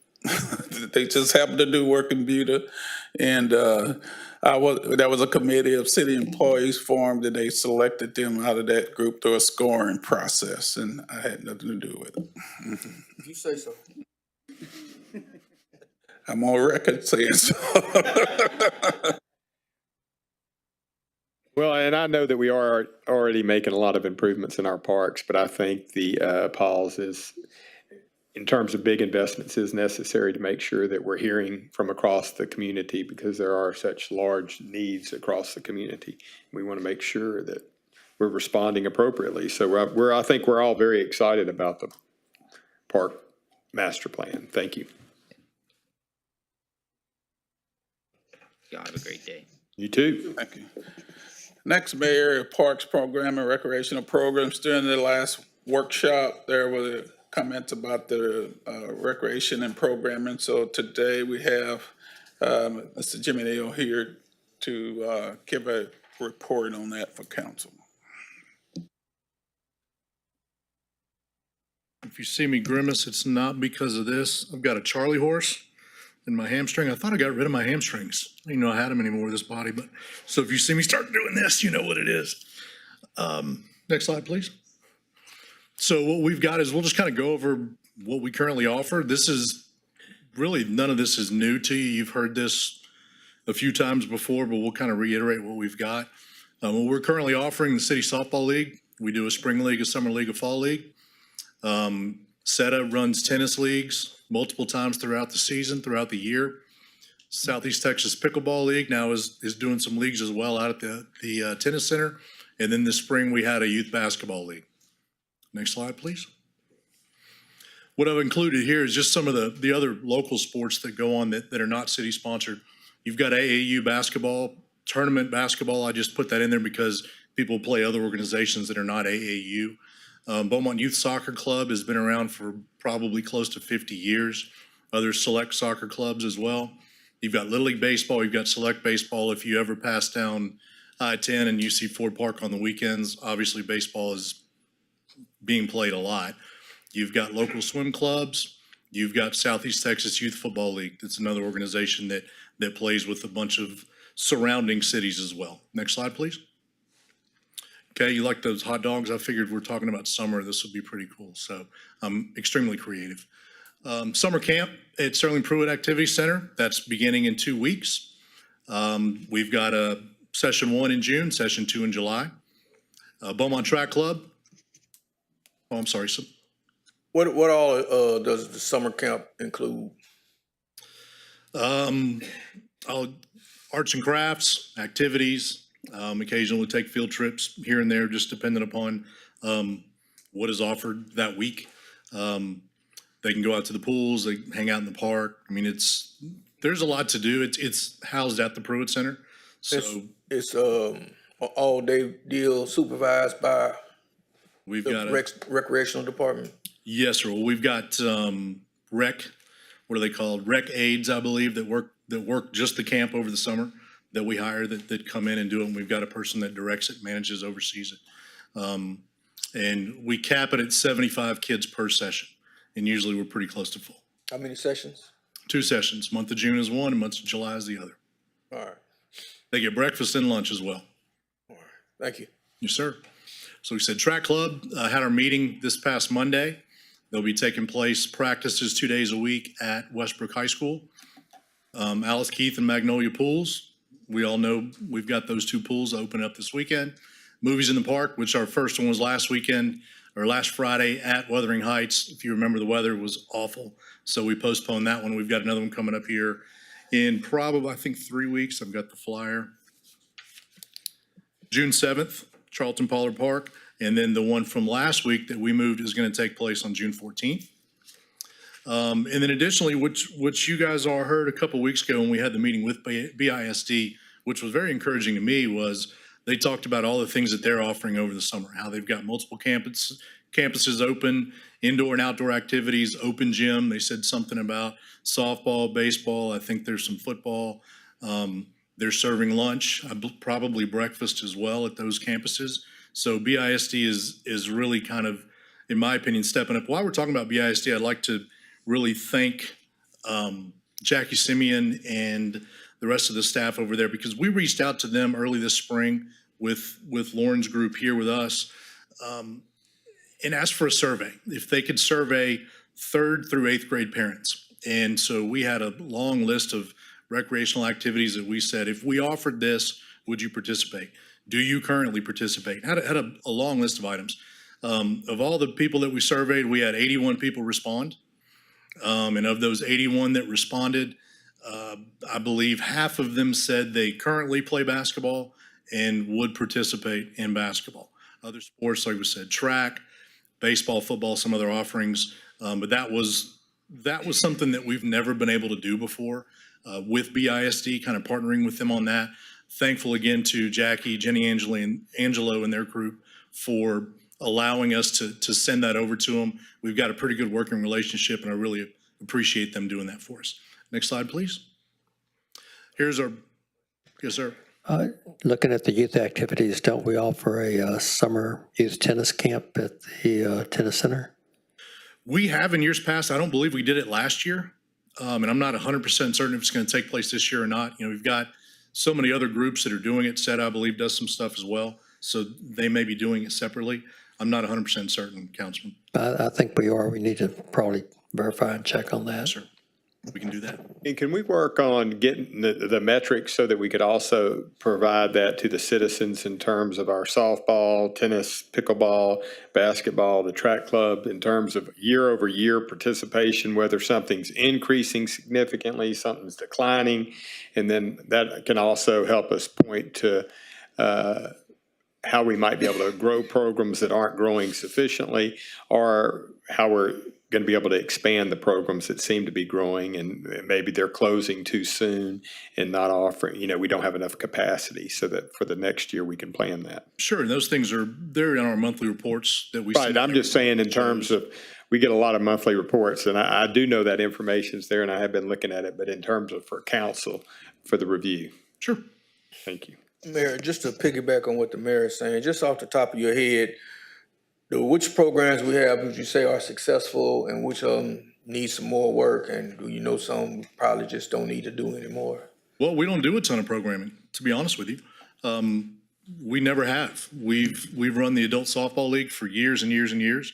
Those numbers have gone down. Some of it due to storms, some of it due to Complex 4. You remember the lights were down for about a year and a half, so that really cut our numbers back.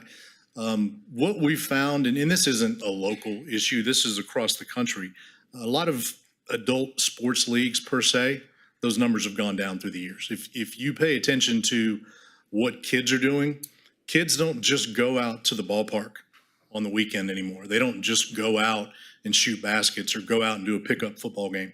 Everybody's on teams. Everybody's doing training. Everybody's doing instruction. And so it's kind of changed the sort of the blueprint for how you do things. It's kids are all playing sports, but they're playing them organized. They don't just go play with their buddies like they used to, like we did. I can't tell you how many times we'd go out to the ballpark and mom didn't care where you're getting your water from.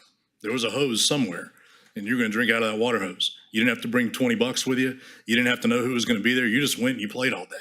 And those things have changed. So as far as saying which ones of our programs are successful, not successful. And I was more or less youth than adults. Yeah, most of the youth programming, Councilman, it's been done by other entities. We recently started with the Little Dribblers. Is that us? We didn't do Little Dribblers. We tried to do a league, and the league did not make. Okay. And then we did a spring version of a league that was done by someone else, and they came and used our facility. But it was the same teams that were already together, essentially tournament teams, and just played at our facility, which was great. They got that opportunity. And that's what you see with the flag football, us trying to do that for starting this. This is going to be a city program, the flag football? Yes, sir. Okay. Yes, sir. You see the estimated cost of $8,000. Again, that's just an estimate, what it's going to cost for people to referee the games. About $2,500, again, estimated cost for equipment, because when the kids sign up for this NFL flag program, they get their flag, and each team gets a football. So there's not a ton of equipment as far as gameplay equipment. We've got to get pylons, and you assume what it's going to cost to paint the fields and do all the prep work. We have entered for our budget request, and you'll see the same thing for basketball on the next slide. We've entered requests for full-time and part-time staff that we believe it's going to take to run this event. So how's the registration been going so far for this? Not great. Not great. The numbers are down, and that's honestly, that's to be expected the first time you do one. It's people don't want to be the first ones to do something. They want to see how it works. And unfortunately, if it doesn't happen the first time, you can't see that. So there's signs. We've sent emails. We've posted it on all of our social media, on our website, doing all the communication we can. I've had tons of people ask me about it, and I've told them all it's going to be great. Let's do it. And people tend to wait till the last minute anyway. So we're hoping that last minute influx of kids comes in and signs up. Councilman Getz? Have you considered passing out flyers at the schools? We've given information to the schools earlier on. But have you actually provided flyers that can be distributed to kids in the classrooms? We've worked with, like we said, with Jenny Angelo, with the communications and sent the information over to them. So you're relying on BISD to copy and do all your promotion work? I don't want to say that we're relying on someone else to do it. When we used to give them flyers, we kind of were told that they don't want to do that anymore. So we're trying to work with them the best we can. They don't want to pass out flyers? I don't know. I can't really answer to that. Councilman Turner? Just something that I just want clarification on. I know we said the league that happened, we marketed as a City of Beaumont league. And I was just told it was an outside group. So our most recent league that we did have with basketball, was it an outside group or was it a City of Beaumont league? It was Stacy League, the IB Love League that took place elsewhere. And then they used our facility to play their games. So my reason I'm asking this is we marketed that as a City of Beaumont league. So that's it's still not, so we're saying it wasn't the City of Beaumont. We did it on our website. We marketed it as such, and it did not make. No one signed up for it. So we sort of regathered and offered up an opportunity for people to use it, and then they used the gym.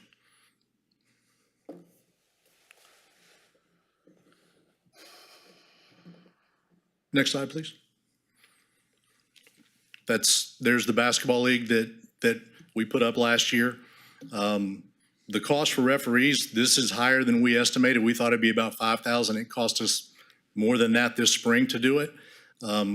So there's your estimated $8,000 cost, $1,500 for equipment, which is basketballs and whatever else has to go on to prepare for the league. Again, as I talked about with the last slide, staff requests are entered in for our budget request. Next slide, please. And what you've got here is just kind of a reiteration of what we've got in our park system that are recreation program opportunities. Obviously, the community centers, we had a couple of disc golf courses, hike and bike trails, the skate park over by the Lakeside Center, splash pads, 10 of them throughout the city, and the stables and bridle path out at Thurl Park. I believe that's the last slide. Yes, sir. What's the status on getting the bridle paths completed? Mr. Argett, do you have any updates?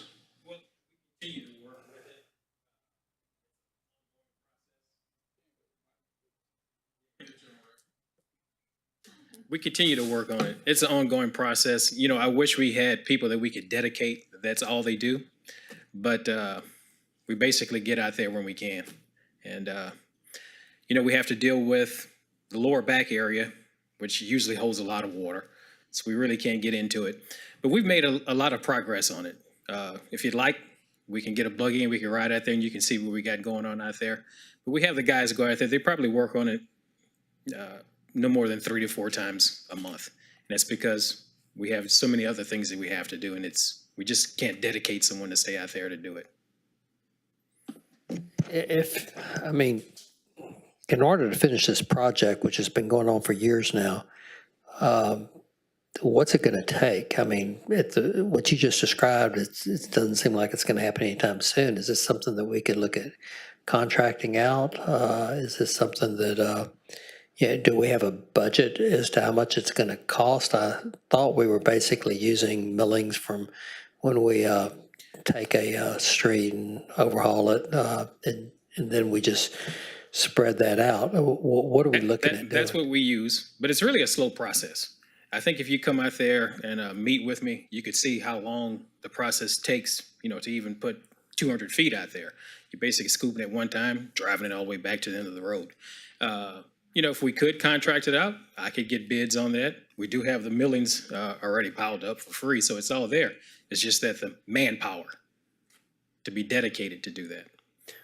Mr. Manager, is that something that we want to maybe try to look at doing? Because at the rate we're going, it's going to take a long time to finish that bridle path.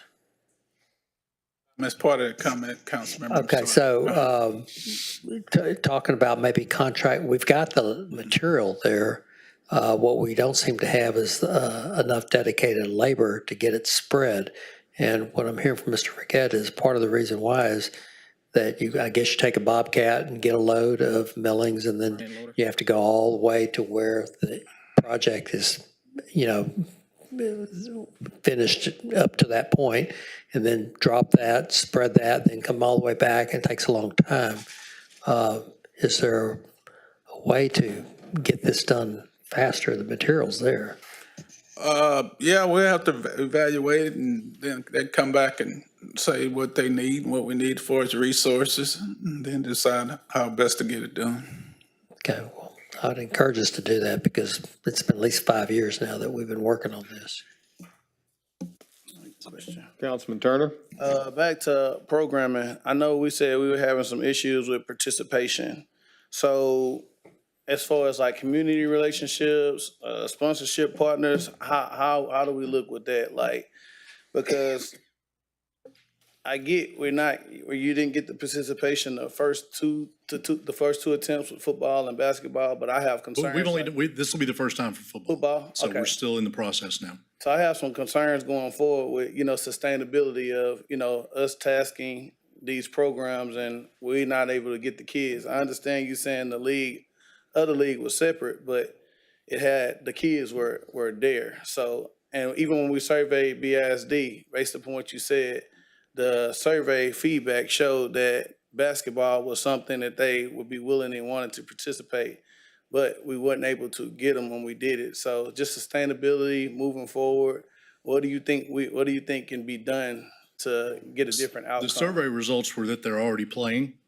There weren't really kids that did not check the box for currently playing on a team that said they wanted to play. It was people wanted to play if we ran a league, but they also said they're currently playing as is. So do we get them? Did they play in the league? It's possible. It's very possible. But just getting the kids that are currently not participating, it's hard. We talked about this a week ago. If kids don't sign up, if kids don't want to participate, if I knew all the answers on how to chase them down, we'd be doing it. We're trying to figure out how to get them to play. The way I see it personally is that they must already be playing. They must already be pleased with what they're presently doing. Kids are playing. Kids are playing tons of sports like we talked about a few minutes ago. Kids are playing. They're participating in how many things that they're doing. Kids they're not sitting around doing nothing, the ones that want to play. And we've offered it. We're going to continue to offer it. And the ones that are not currently playing, hopefully they jump in. I don't know that we can knock on doors and go try to convince them to leave their house. I really don't know what else to do. I'm all ears. I just know from a youth engagement standpoint, I know the void and the need in the community. If I can go and do it, but I don't work. I'm the city councilman. I just would like to see a real focus on youth engagement, especially with our young people and the things that are happening throughout our community. Like I said, I went by the gym. I was under the impression that there was the City of Beaumont League and not a private entity league, but I'm hearing something different on today. So it's a little alarming that we're attempting to do it, we budgeted to do it, and we can't get it done. Councilman Durio? 2 questions. On the football, do you think the price has something to do with the lack of interest? I don't think so. No one has complained that $85 is too much to me. Most people actually laugh at it when they hear it's $85. They don't know how we function at such a low number. Same thing with basketball. That was what we offered for basketball. So no one told me that was, a bad number. And also, Mr. Manager, I was under the impression as Councilman Turner that when they tried to redo the basketball league in the spring, that was the City of Beaumont. We had a meeting about that, and we asked them, let's try this again, let's get it done, let the City of Beaumont do that. And I didn't, nobody told me that it was an outside entity doing it. I was told and I was under the impression that was the City of Beaumont's league. We scheduled it, we paid for the referees, and they used our facility, but the kids didn't sign up through us. Those kids were already on teams. Those teams were pre-made. The league that we were trying to run is a league that you sign up to play, just like you do little dribblers, like you do little league sports, that you do any of these things. A true recreational league is you sign up, you get placed onto a team with volunteer coaches and, kind of the grassroots version of it. This is happening all around the country where cities and leagues are having a hard time getting kids to do that. Some places, kids are still doing it, but a lot of places they're not. They're playing club sports, they're playing tournament sports, travel sports, where it's organized and it's essentially year-round. Well, I know about the travel sports and the club sports, and that stuff is very expensive. In Beaumont, though, a lot of our kids can't afford to do that. And I would hope that staff will be, including you, will be able to research other cities that are like us, that's, low income, predominantly low income, and we're looking for something for our kids to do. And we're gonna have to find out how the other cities are doing it, and we're gonna have to implement that here, because we have a recreation program, but we can't get kids to come and do it. And I know I've experienced that club. I ran a club, volleyball club before. My grandkids played club ball, but everybody can't afford to do that. It's very, very expensive. And I know they have a lot of kids that would love to participate, but they can't play club ball. That's where we have to come in, and we got to find a way to get them to come. And I know they do it. They do it in other cities. They do. I know they do it in other cities. They do it in Port Arthur.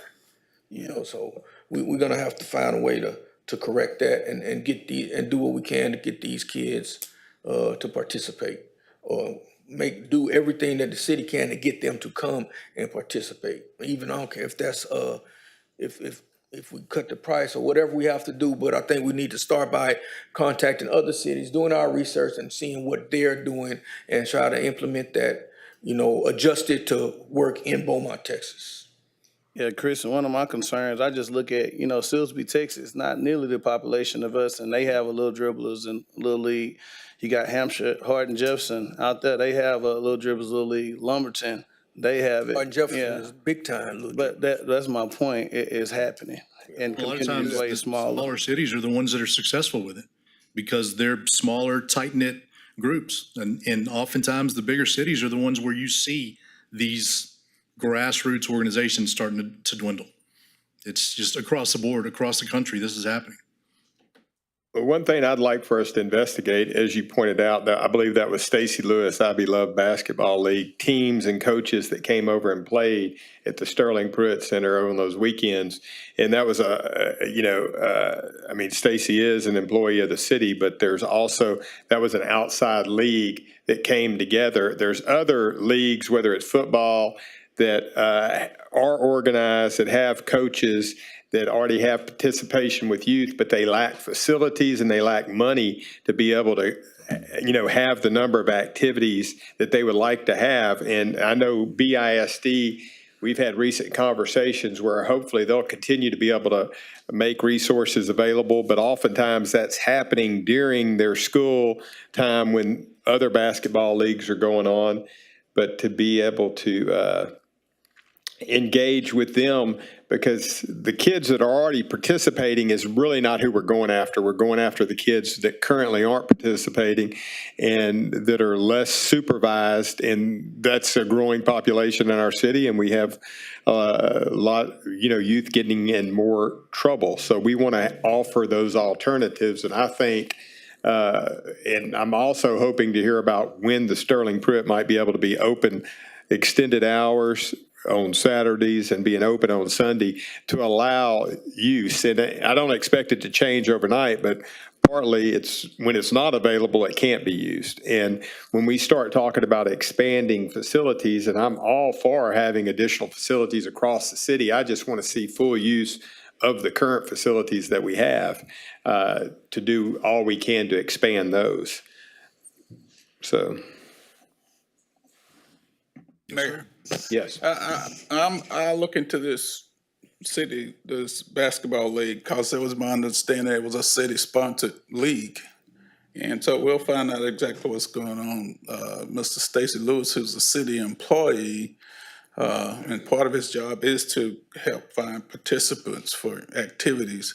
So I'll find out and get back with the council and report on this league, because it was my understanding it was a city-sponsored league by the city of Beaumont. Well, it sounds like the city did sponsor it in terms of paying for the refs. Yeah, we paid for it, and it was at our facility, and we set the schedule and all the organization of it. But the difference was these kids didn't sign up through us. Right.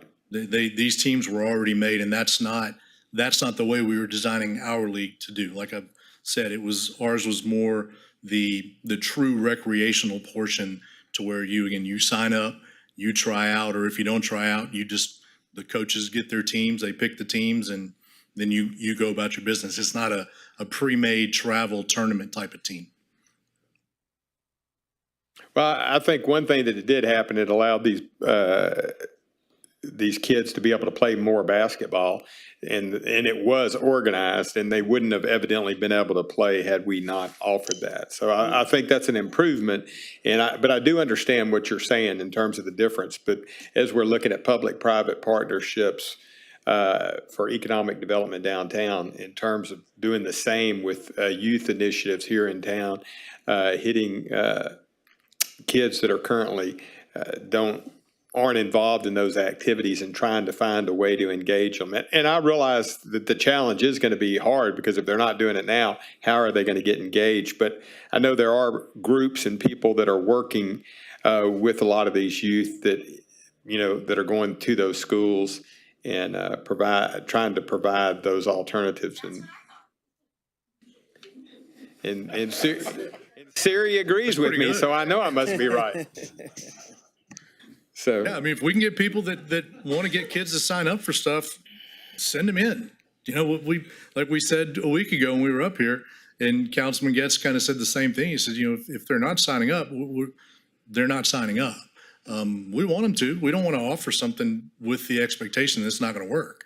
We want these kids to sign up, and we want participation. We want the volunteer parents. We want people to come in and coach the teams and offer something that they can do. But I don't know that we can go, like I said, I don't know that we can go beat on doors and force them.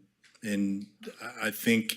Well, I do not want us beating on doors or forcing anybody to do anything, but I do think using the current leagues that exist and people that are working in them, trying to partner with them to find out, because I get lots of calls when it comes to football and basketball about lack of facilities and lack of places for them to be able to participate from the coaches that are trying to put together the programs. And that's where I would like to see a better collaboration. And that's why we're also talking with the school district to be able to provide places. So when you have people that are willing to do this and kids that are interested in participating, but they don't have places to participate. So, Well, also, Mayor, if you have other programs that are having successful basketball season, like you mentioned, IB Love, and they have kids come in to play, we need to find out what they're doing. They're local. So, and maybe we could play, like I said, they do it in the fall, we can do it in the spring, like we just did. And that ought to work. And also, Mr. Manager, at a later date, I just would like to get an update on the success of our summer programs, the summer camp and stuff like that, and see participation and things like that. And one other thing that we can look at for the future, because certainly all the leagues do it that are formed, whether it's West End Little League or the youth soccer, is they have sponsors. And also some of these private leagues have sponsors to be able to open it up for people that would want to sponsor teams, businesses where their names and logos can be on there that could offset costs for some of these teams, so that we could make that available to some that don't have the revenue to be able to do it. Yeah, that's definitely a different path than we've ever gone in the past, for sure. Right. So if that's something that we're being tasked with doing, then, we'll, again, I hate to keep saying the same thing, but we're all ears. Okay, thank you. Yeah, man. Councilman Turner. Yeah, I'm glad you brought up sponsorship. I kind of I noticed with Emily, I use her as an example. You look up and you'll see, Dale Papa and things like that. So that is a good example. She does do a good job going out and get sponsors, and that can be something that can help with what we currently have going on. But yeah, just my concern is just figuring out something we can do for our young people, and that's just kind of where I'm at with it. Yeah. Thank you, Councilman. Anything else? Thank you.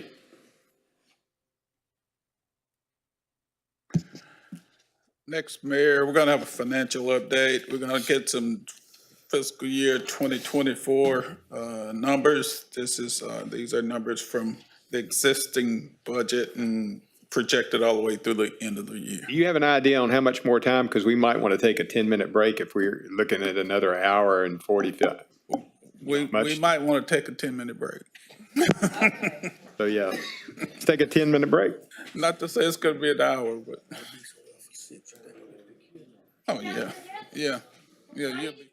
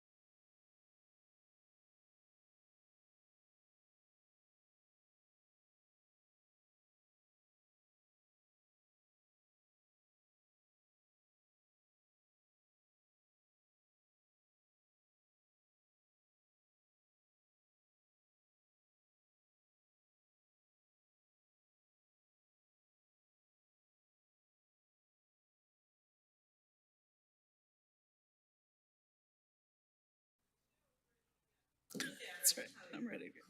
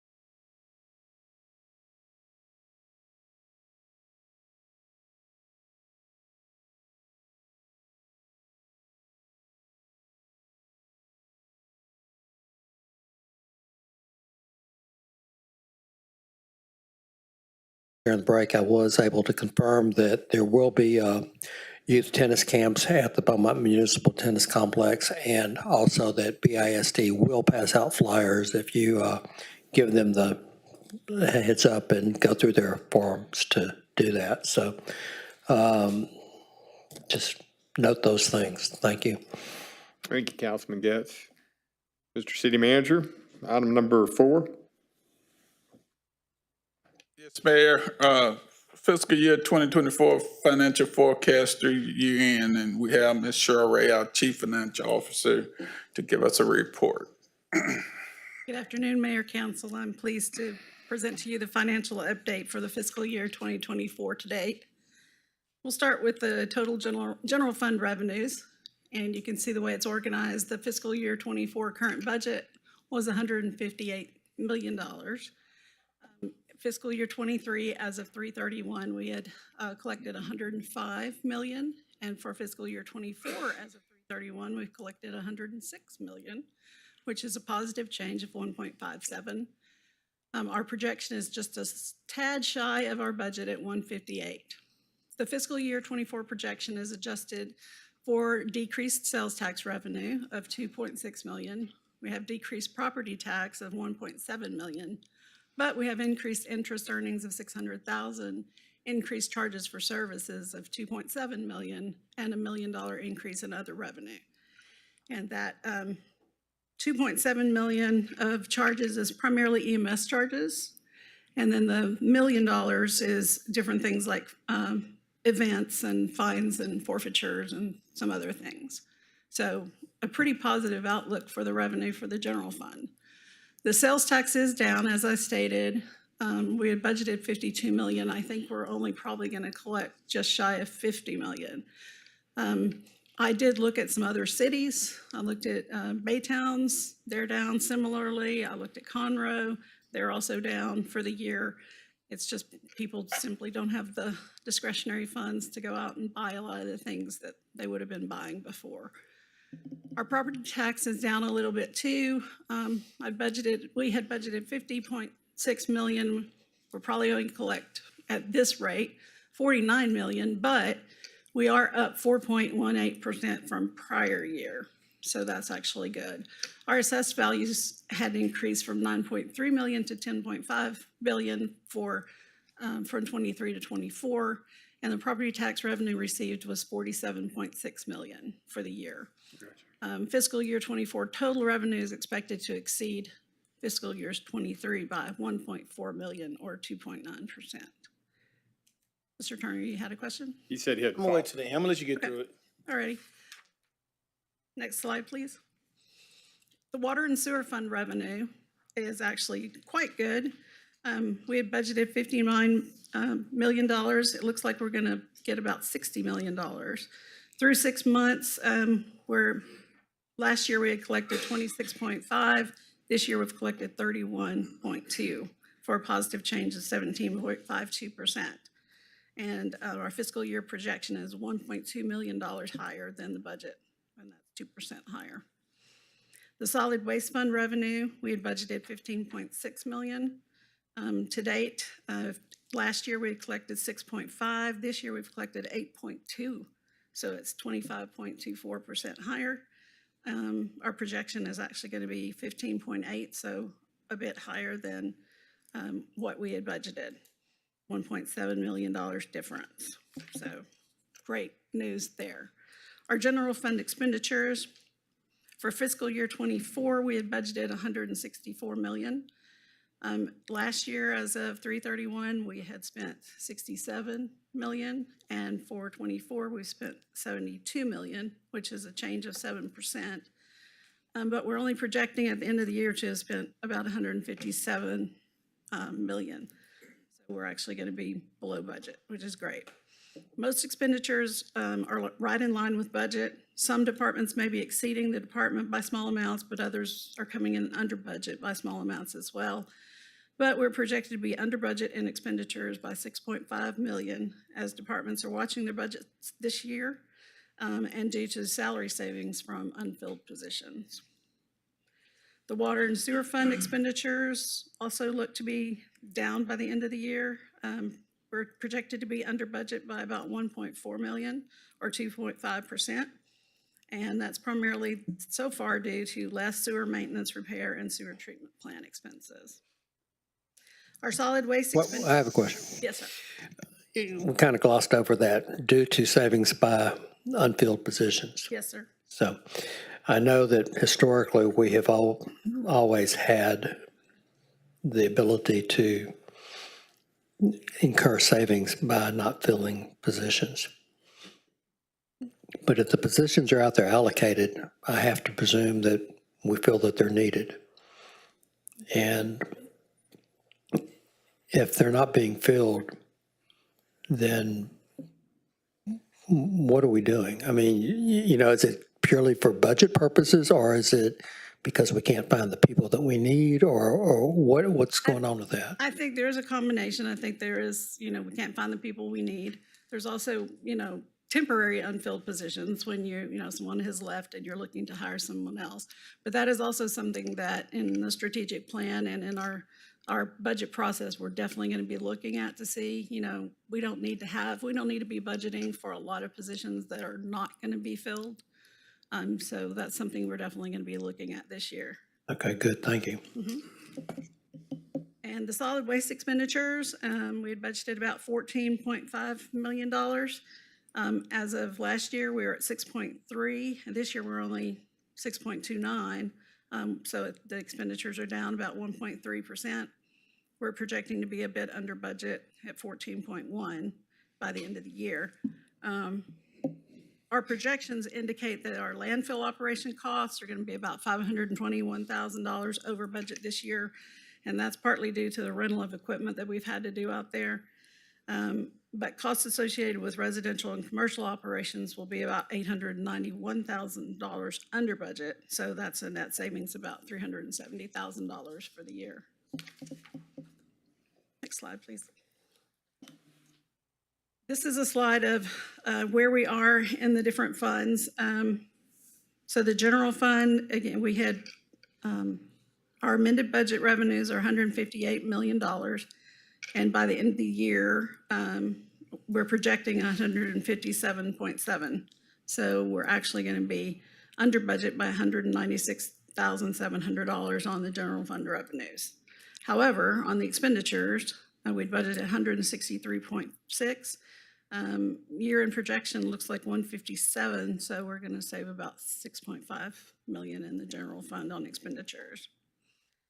Similarly, water and sewer, our amended budget for revenues was 59 million. Our year-end projection looks like 60 million, so we're actually going to make about $1.1 million. Our expenditures look like 59 million, but we're going to project 57 million, so we'll be under budget by 1.4. Solid waste, very similar budget and projection. There's we're actually going to be over budget by $146,000. Their expenditures are 14.4 million. We think we're going to come in at 14.1, so it looks like we're going to save $370,000. Our hotel tourism, we budgeted 3.3 in revenues. I don't think we're going to see that. I think we're going to see about 3.1. So we're actually going to lose a little bit of money in our hotel occupancy tax of 228.5. The expenditures, we budgeted at 3.8. It looks like we'll end up at about 3.7. So we'll save 159,000 there. Our employee benefits, we budgeted about 28.6 in revenues there. We're going to be about 28.2. So we're going to be under budget by about 387,000 in those revenues. But again, for the expenditures, we budgeted 30.2. Looks like we'll come in around 30. So we'll be under budget there for 258,000. And our general liability fund, the revenues we budgeted 1.53, looks like it's going to be 1.56. So we actually may make 30,000 in that, and that's basically transfers. So the amended budget for expenditures is 1.7. The year-end projection is 1.9. So it looks like we're going to lose a little bit of money in the general liability fund. And the final slide brings it all together, shows us the fund balance. So Hey, Roy, if you don't mind, can we go back to the next slide? I just need to the previous slide. see that last side that we're losing a little bit in general liability. Yes. Okay, hold on. A lot of that is due to, we changed over this year to TML, so we didn't budget necessarily for that. We were budgeting for our general liabilities like they were before. What we normally do, yeah. So that's primarily why we're gonna show that Okay. loss there. And we'll, we won't let the fund be negative. We'll transfer money in as we need to. So this slide shows the projected revenues of the funds, then the projected expenses. So it shows your projected income and loss. So you can see the general fund should, have income of 580,000, water and sewer almost 3 million, solid waste 1.7. We are gonna lose money in the hotel tourism fund, the employee benefits, and the general liability. But then we show the fund balances, the beginning fund balance, our projected fund balance, what our required fund balance is, and then whether we're over or under our policy requirement. And the thing that I want to point out is, we're trying to go to our 25% fund balance requirement on the general fund. And if you look and see down here at the bottom at the legend, number 1 says, actually, at the end of the year, if our projections are correct, we'll be at about a 30%, which would be wonderful. Same with water and sewer. We're trying to go from 15% to 25%. And it looks like we'll be right about 25% at the end of the year. Doing very well on our fund balances. Just make sure I'm understanding. We're looking at increasing our fund balance. Correct. All right, so we're trending in the right direction there. Yes, sir. Our policy requires what percentage, 25%? Our current policy in the general fund is 20%. 20%, but our goal is 25? Correct.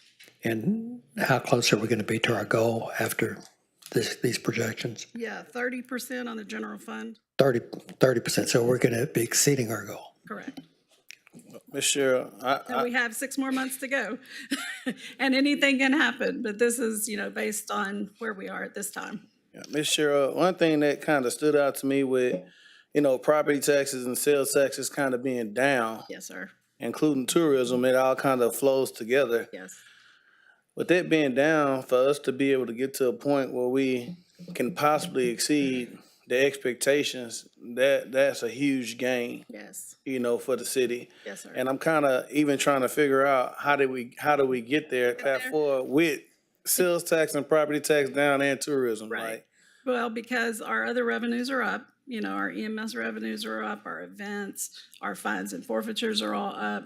Mainly, though, the crux of it is the way that we're trying to work on the budget this year for expenditures. Everyone is responsible to stay within their line items, and if they don't, they have to transfer money from another line item to pay for what they're wanting, and that's helping. The result of the zero That is helping a lot, budget. yes. Not yet. That hadn't even been factored in yet. So it can be even better. Yeah, we haven't done, we're doing zero-based budgeting coming up. Yeah, that's So coming up. that is also, should save us money because, I don't want to say anybody was ever wasting money. I don't know that that's the case, but some of the ways we were looking at budgeting maybe wasn't as accurate as we could be. So we're trying to be as accurate as possible. We're trying to hold everybody responsible for their line items in their budgets, and it seems to be working. Yeah, we're really monitoring expenditures, close to expenditures and save what we can. And Councilmember Getz has a philosophy where we don't want to put money in personnel costs just to make sure the budget is balanced, because that money can be better served somewhere else. So we want to, this next budget, we want to get as close to that number as possible up front and put those dollars to work somewhere else. Cheryl, Yes, sir. so in the last couple of years, we've had to raise the percentage of what they pay in their water bill, so the fund will be sustainable. Do you foresee that in this coming budget? It is possible, with all the projects that we have to fund with, our bonds that we're gonna go out for. I'm gonna be getting with our consultant, probably tomorrow, to talk to him about where our rates need to be. So it's premature to say that they're going to go up yet, because we're doing very well, but we're probably, we got $60 million worth of projects that we need to fund. Yeah. So it is very possible that we may have to do that. And Cheryl's giving you that, but based upon the rate study we did last year, it's due to go up this year. That number can change how much or how less based upon what we're doing now. But that takes into account all those CIP projects that need to be funded this next year in operation. So it depends on that, but it's due to be a bit of an increase, but we'll see. Also, you mentioned TML and how we had to fund that, but next year, on TML, would that give us a savings from how we used to do it? Definitely, absolutely. Our deductibles are lower, our premiums are lower, everything, should flow out, that it's saving us quite a bit of money. And being better policies at the same time. So it's a great move. Yes, sir. Everything is a balancing act when it comes to budgets. Yes, sir. And talking about the water fund and that we have a healthy fund balance, but also cognizant of the millions and millions of dollars of projects that we're facing. I would encourage us to try to strike a balance where we can, and I know we did this survey, but I think that we're seeing our citizens getting very weary of these increased water rates. Maybe we should consider slowing down a little bit on some of the projects that are not imperative in order to defer going up on water rates again, because after last summer's drought and the incredibly high bills that a lot of people experienced, I just think that we're getting to a tipping point, and it concerns me. Just my view. I have to share that concern, specifically with, one of the incidents that recently happened when we had to go back and collect. We're still trying to really recover from that, whether we be in a grocery store, whether we be picking up kids from school. I literally had a teacher ask me about that in line picking my daughter up from school. So that's something we have to face head on out there in the community. I don't mind facing it, but anything we can do to work with our citizens based upon what's going on would be greatly appreciated. Yes, and we'll do that. Even though you get those rates, they are evaluated again every year. And so before we plug in a number in the budget, we'll evaluate that and see what it looks like for sure. Thank you. Mm-hmm. Any other questions? No, just another question that I had wrote down. I read in an article in Houston that, the Airbnbs and renting rooms are really affecting tourism. I don't know if Ms. Freddie would be able to, if maybe we can look at how we, as a city, looking at Airbnbs, if they're renting, they paying taxes just like everybody else. So maybe if we can look at, because that's what the city of Houston is doing right now. So if we can look at other ways to, collect that. I have looked at that briefly. I didn't Okay. go into it too much, but we don't have a ton of them here. Okay. I think there will be a point to where, if we keep getting those, that we need to look into it and try to collect the revenue off that. But right now, I think it would cost us more to hire a consultant to do that than we would collect. So. Yeah, Miss Freddie, y'all just keep your eye on those Airbnbs, all right?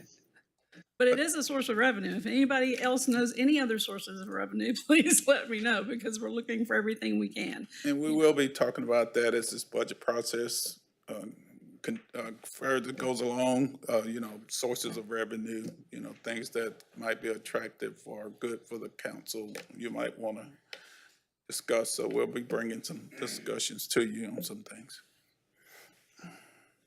Thank y'all very much. I think it's a good outlook, so Thank you. I'm excited. Thank y'all. Appreciate it.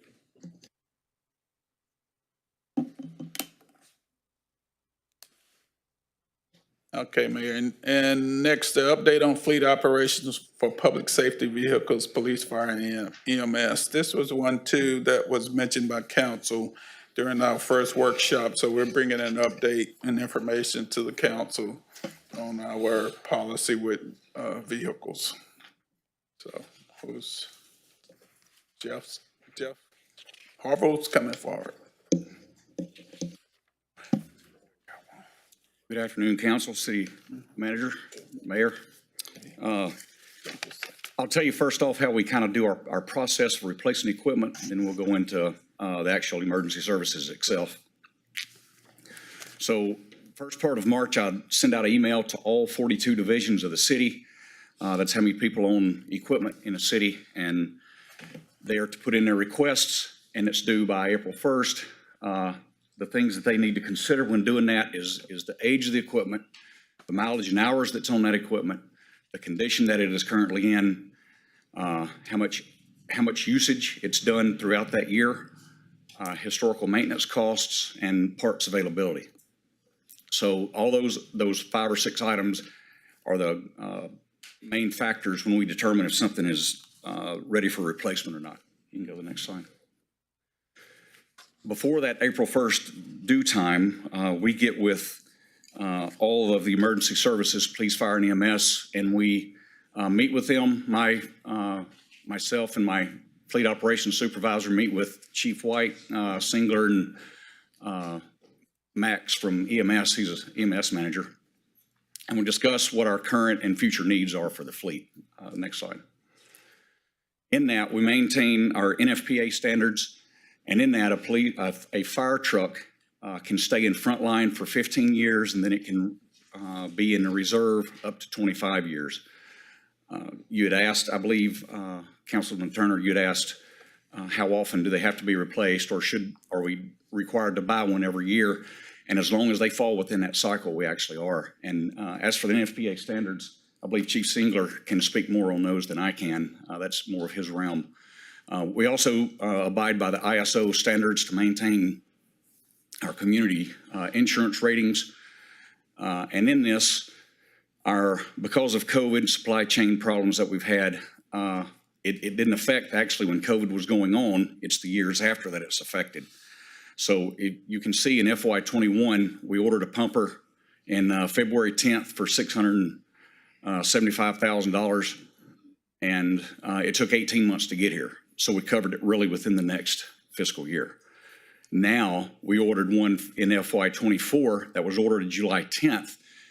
Reason we ordered it at that time frame, July 10th of 23, is it was actually before the budget year so that we could get a jump on the lead time. If y'all remember us doing that kind of out of cycle last year. So we could get a jump on the lead time because it's 42 to 45 month lead time now. So that actually won't be paid for until 26. So That makes a lot of sense because I did a survey online and just to see how the citizens felt, and I had a few of them beat me up about we need to take better care of our police department. So I was just trying to see ways that we can get our police department, better, safer, more updated vehicles. I know they were once in those bigger Tahoe type of vehicles, but now I know it's decreased down to, is it Explorer or something a little smaller? Right. Chief, you probably can help me. I'll get into the police department here in just a minute. All right. Okay. Coming up. Did you have something, Councilman? Gotcha. I had a question. All right. On the fire pumpers, when we order one of those, they have to make it. It ain't like you just go on a lot and buy one. Oh, no, they're custom made. Everyone is custom made for Beaumont. Every fire department has its own specifications. Since I've been here, I've worked hand in hand with Chief White, and we have actually reduced the size of our cab, taken out every cost where we can take out a cost, changed our engines in it, changed our suspension in it, taken out where they used to do like a refrigerator, we do to a med cooler now like EMS uses. We used to use a generator on it. Now we just do a inverter on it because they make those better now than they used to. And we have literally spent year after year after year reducing costs. I would say to the tune of at least $100,000 on the vehicle, and then per vehicle. And then the next thing you know, one that used to cost $676,000 is this year coming in at about 1.15. I was gonna ask what happened to that price. It's, but between 21 and 22, It's got they jumped $250,000 a unit Jesus. in 1 year. And I asked for explanations, and that's just what it is. And I couldn't The get it. price and the wait time. Right. And now, I know we use Pierce pumpers, but we've looked at Rosenbauer and Chief, other names escape me of different, he could probably tell you more names. I ended up getting 4 or 5 vendors out to look at our standards that we use, to show me the trucks. I even went to Lumberton, looked at their Rosenbauer that they have, new truck, good-looking truck, but the lead time's the same, the price is the same. So we just stick with what we have, and really for a fireman to go from one brand truck to another brand truck, they would be set up different. So really to stay within what we know, anybody can get on any truck and they basically operate the same. Makes All right. sense. Next slide. This now EMS falls under fire department, and it's the same thing with them. We have delays on getting equipment. I had ordered chassis, 3 of them in October of 22. I didn't receive them until April of 24, along with 2 more that I'd ordered in 2022 actually. And we had, I'm sorry, in 23, and we received those. So I have 5 chassis on the ground right now. I called Frazier, find out when we can get them in. They said, we'll be glad to put you in July of 25. So I've got even though I've got my chassis and I waited 2 to 3 years to get chassis, I now have to wait another year just to get them into the bodybuilders. So Can you explain that? You say chassis and your bodybuilders. When you say you're just getting in your chassis, what are you getting? Just the cab of the truck and the frame? the cabin frame, it's a Ford F4 F450 chassis. Because I buy the chassis through Ford Fleet, and then we send them over to Frazier in Houston to upfit them and build. They will actually build a body for that chassis. And they add the box on the back and all that, or is Right, that right. something? That's the body. Yeah, they add the whole ambulance unit on there. And this doesn't include equipment. This is just the ambulance. Correct. That's just the box itself, and then a vehicle that we take out of service will move all that stuff over onto the new unit. And then Max will, if anything, stretcher or whatever that needs updated, he'll update that individual equipment. We just deal with the mobile part. Okay. Okay, you can go to the next slide. We do the same thing with PD. We have a meeting prior to the April 1 due date. And there's a room full of us that get in there. Myself and Sean from Fleet go out and we meet with all the assistant chiefs, the captains from all the different divisions. And we sit and have a meeting about what everybody's needs are and then come to a conclusion. And these meetings aren't new. I've been here for almost 10 years and I've done these meetings ever since I've been here. It's just an ongoing thing that we do, is meet with these guys to make sure that we meet the needs of them. I also meet with like parks and water and streets, my larger divisions as well. I meet with all those guys to know what their needs are so that we can meet them every year. Next slide, please.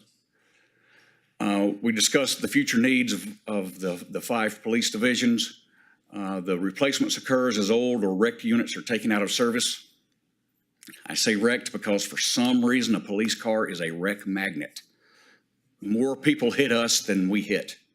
So old units are stripped. The equipment in it is tested and rebuilt.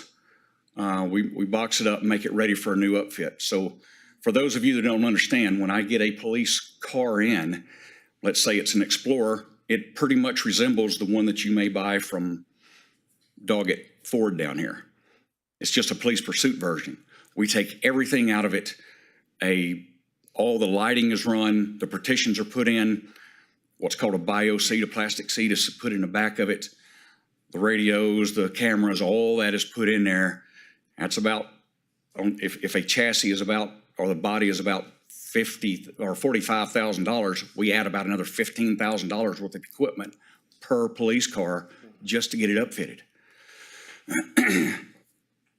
So we currently do it, we'll take 4 units out of service because we don't have really extra Axion systems. We don't have extra radios. So we take units out of service strip them, rebuild the equipment. Overheads, I have overheads we've probably been using 15 years. We do buy some new ones, but we rebuild those. So we try to recycle everything we can. If a Explorer was a 2017 Explorer, that interior kit won't fit inside a 2024 Explorer. They're just built differently. They just simply won't fit. So all that new interior stuff has to be ordered. We do upfitting at our facility. We've had some challenges with personnel the last year or two, so I've had to take them up to Silsbee Upfitters up there. And they have been gracious enough to work us in and get our equipment out. But that's typically hasn't been where we do that. We've done all of our upfitting ourselves up until the last year and a half. So next slide, please. The availability varies greatly since COVID, again, due to supply issues. In FY21, I'd order vehicles October of 20. By December, I could get the vehicles in and we could start upfitting. Now, some I ordered in December of 21 through March, I didn't get until June of 23. I had an 18-month gap where we didn't receive any new cars. There were none to be found. I was talking with Silsbee Upfitters, and they had a police officer from Georgia traveling across country to find vehicles. Hey, Silsbee Upfitters, you've got vehicles. Sorry, they're already accounted for. So there were just none to be had. So we have actually had to run quite a while on some of our vehicles as of late. But again, back in June of 23, I'd actually had put in a purchase order for 10 Tahoes and 9 Explorers, but we had some Chevy Silverados become available, and we jumped on those and took those so that we could get new stuff on the street for the citizens. We've got a good working relationship between myself and all the emergency services. I talk to them pretty regular, so I don't think there's anything lacking in that department. I don't know if I've got it. Okay, no, that's all right. FY25, I plan for 11 more replacements for PD. We've got 3 replacements for EMS. We have had a EMS totaled since then, or totaled, so I have to replace the chassis. The box will be transferred over, but again, chassis aren't available, so I've got to order the chassis to put it on. And then we will order another fire truck this year, but it's for 48 months out. So, we kind of got to lean forward to get this stuff. It's like you almost got to do it yearly because you're waiting almost 2 years to receive it. 4 years. 4 years now. 4 years. Oh, 48, yeah. 4. Oh, wow. Yeah. So the stuff we ordered in July of 23, I won't see until 26, 27 timeframe. It's nice. It's a lot more logical why we're doing it yearly now. Yeah. So it really, the main reason starts due to those NFPA guidelines that say you can only keep one in reserve for 25 years. So really, depending on what time the vehicle shows up, we actually won't pay for a truck in 25, so we'll get a break in 25, just because of the lag now, right? So, anybody have any questions on anything? Just one of my questions, I noticed you said challenges with personnel. You were doing a lot in-house, and now you kind of got to outsource to Silsbee Upfitters. Do you think it's the market out here? What do you think of some of your challenges? Is it with getting personnel? Yeah. The truth of it is, within a rock's throw of me, and I got it, they're private industry. Within a rock's throw of me, they pay $35 an hour. And I understand the city can't pay that, but pay has been one of our big challenges. I think it'd be interesting to look at, what we're actually spending and outsourcing versus, what we can allow to pay. I think that could be a good leg to stand on. We can make that assessment. Right. Well, anything that you outsource is more, that's why we have our own fleet department, because it'd be 10 times what it is now if you would have to outsource everything. Yeah, so that's what I'm saying. I know we might be paying less, but it make more sense to pay more if we're paying more anyways to outsource it. Yeah, that's what I just want to. Now, you can't altogether get rid of outsource items. For instance, our Caterpillar equipment, I have programming, we can only go so far into it but then they keep a lot of that stuff proprietary, and we've got to call them anyway. Understood.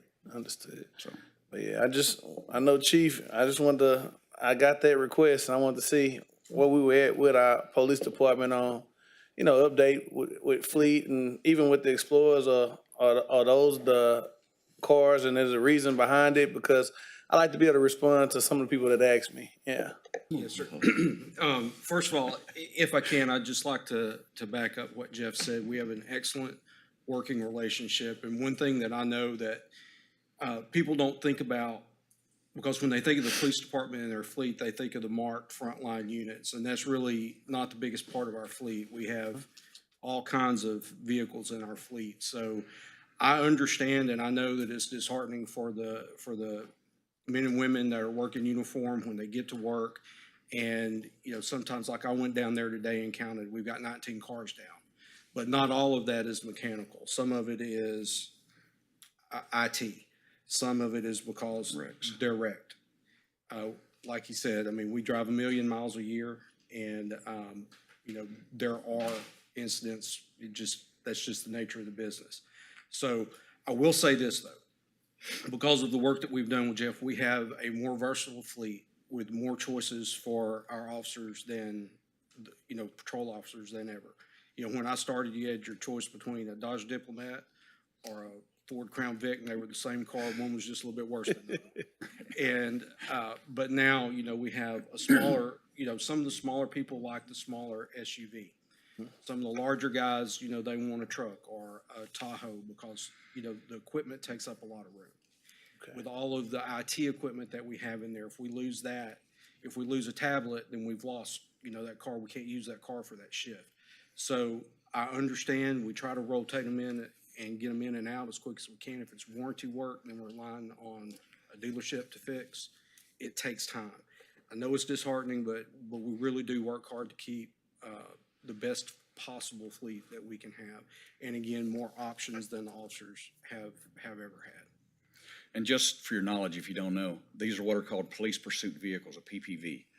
There's only, out of all the vehicles that you see on the street, there's a Chevy Tahoe and now a Chevy 1500. There's a Ford Explorer and a Ford F-150, and there's a Dodge Durango. They used to do the Challenger, but they quit making it for the police pursuit. And if an officer is going to have to be in pursuit, he needs those special attributes that those vehicles have, better suspension, braking, engine, that type of stuff, that keep those guys safe should something happen. But there's only 5 platforms to even look at. Well, I will say this was insightful. I learned some things, and I am glad you came and did the presentation on this and explained it better. Even with the fire units, I have a way better understanding of why every year, especially when you only can keep them in reserve for 25 years, it's taking 4 years to even get it. So, yeah, I totally have a better understanding and even the versatility in the fleet. I didn't even think about it from the aspect that, you got some officers that are smaller. They might want to be in the smaller. So I like the fact that we do have the options for versatility for our officers. So I appreciate y'all. Well, we learned something during COVID when we couldn't get parts. We were very heavy in our Explorer fleet. And there's just a plastic gear that allows it to go in all-wheel drive that I had about 8 cars on national back order over a plastic gear. Jesus. So that was my wake-up call to make our fleet more versatile, and we did that, and these guys were very responsive to it. And I really tried to keep you till after 5, but sorry. Anybody else have any questions? I don't believe so. Thank you. Thank you.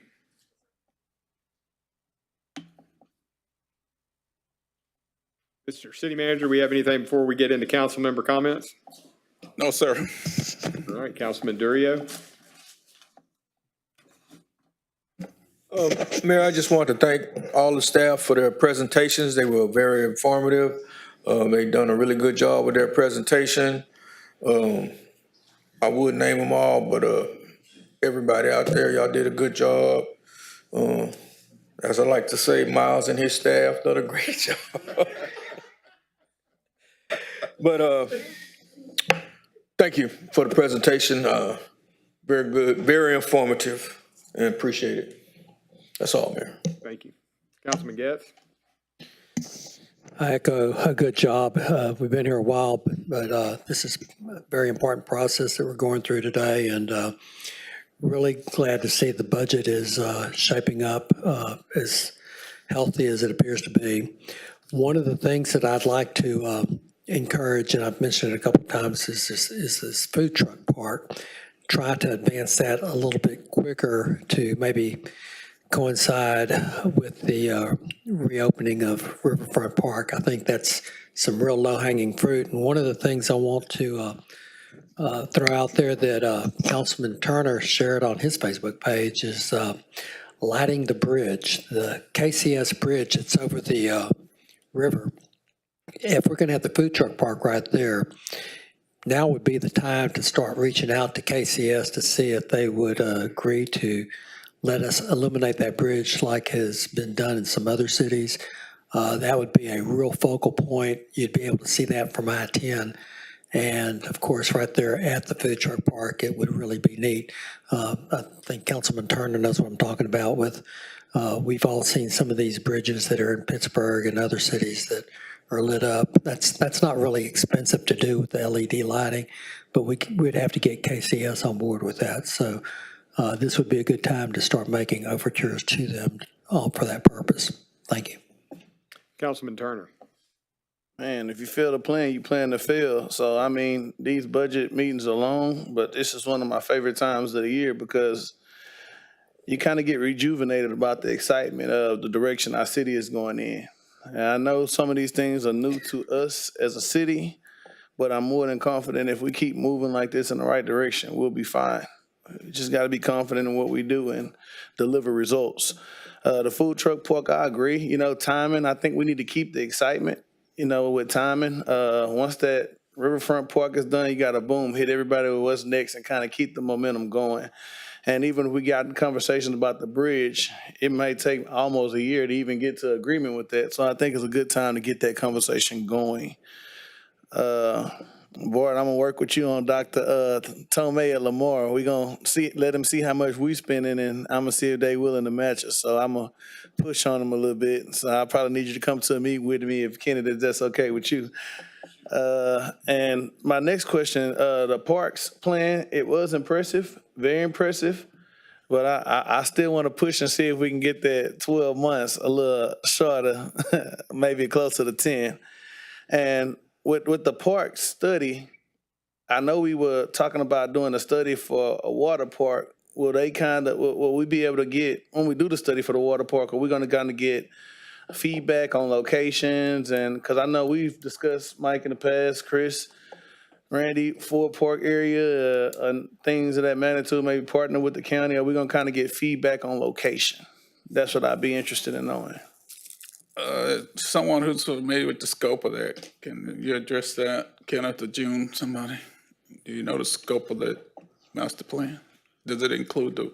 Yeah, we have no scope at this time. We are in the very infancy stages of that. So whenever we do get more information, we'll bring it back to council.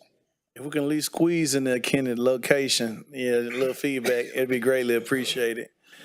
But outside of that, you know, I enjoyed it, Mayor. Thank you for your time. Staff, appreciate y'all. I know I asked a lot of questions, but I just like to make sure we're efficient as possible. So thank y'all. Councilman Felshaw. As been said, City Manager and your staff, thank you for the reports. Well done. Appreciate all the information. Thank you for your attention to the budget, healthy budget. You've heard this council, our concern about a strong fund balance. And I just appreciate you hearing us and your attention to that. And I asked the question about our police cars, and just, I didn't mean to generate an 8-page report, but I didn't mean to do that, but I just was asking. But thank you for your response. I was just amazed at how quickly you got back to that. You said you would look into it, and you did. And so thank you so much. I appreciate that. But overall, the day was good. Thank you. And Mr. City Manager, I'll let you have last words. I just want to thank you for your leadership through this and all the department heads. And I know it was Cheryl. She's new as CFO, but did a great job making presentations, as well as the other directors. And also the sharpening of the pencils and bringing us this good information is exciting and helping us plan for this coming year on how we can be more efficient and yet more effective as a city. So thank you. And I'd like to thank the council for your feedback and for your attention to detail and for input, feedback on this budget. It's been just tremendous. It makes it so much easier when we can hear what's important to you. And of course, I thank staff for all the work they've done. Of course, they have a lot of more hard work to do. Cheryl and her crew and June and all of the directors. So we look forward to that. Just a little bit on the budget calendar, June 13th through the 28th, we'll be meeting with the department heads to go over their submittals for 24, 25. So that hard work comes in there and looking at that, and that'll be the beginning of the zero-based budgeting process when we do that. July 23rd, we're looking at a proposed third budget work session with council. August 6th, we're looking at a presentation of a draft budget to you. And by September 3rd, we'll be looking at an adoption of that.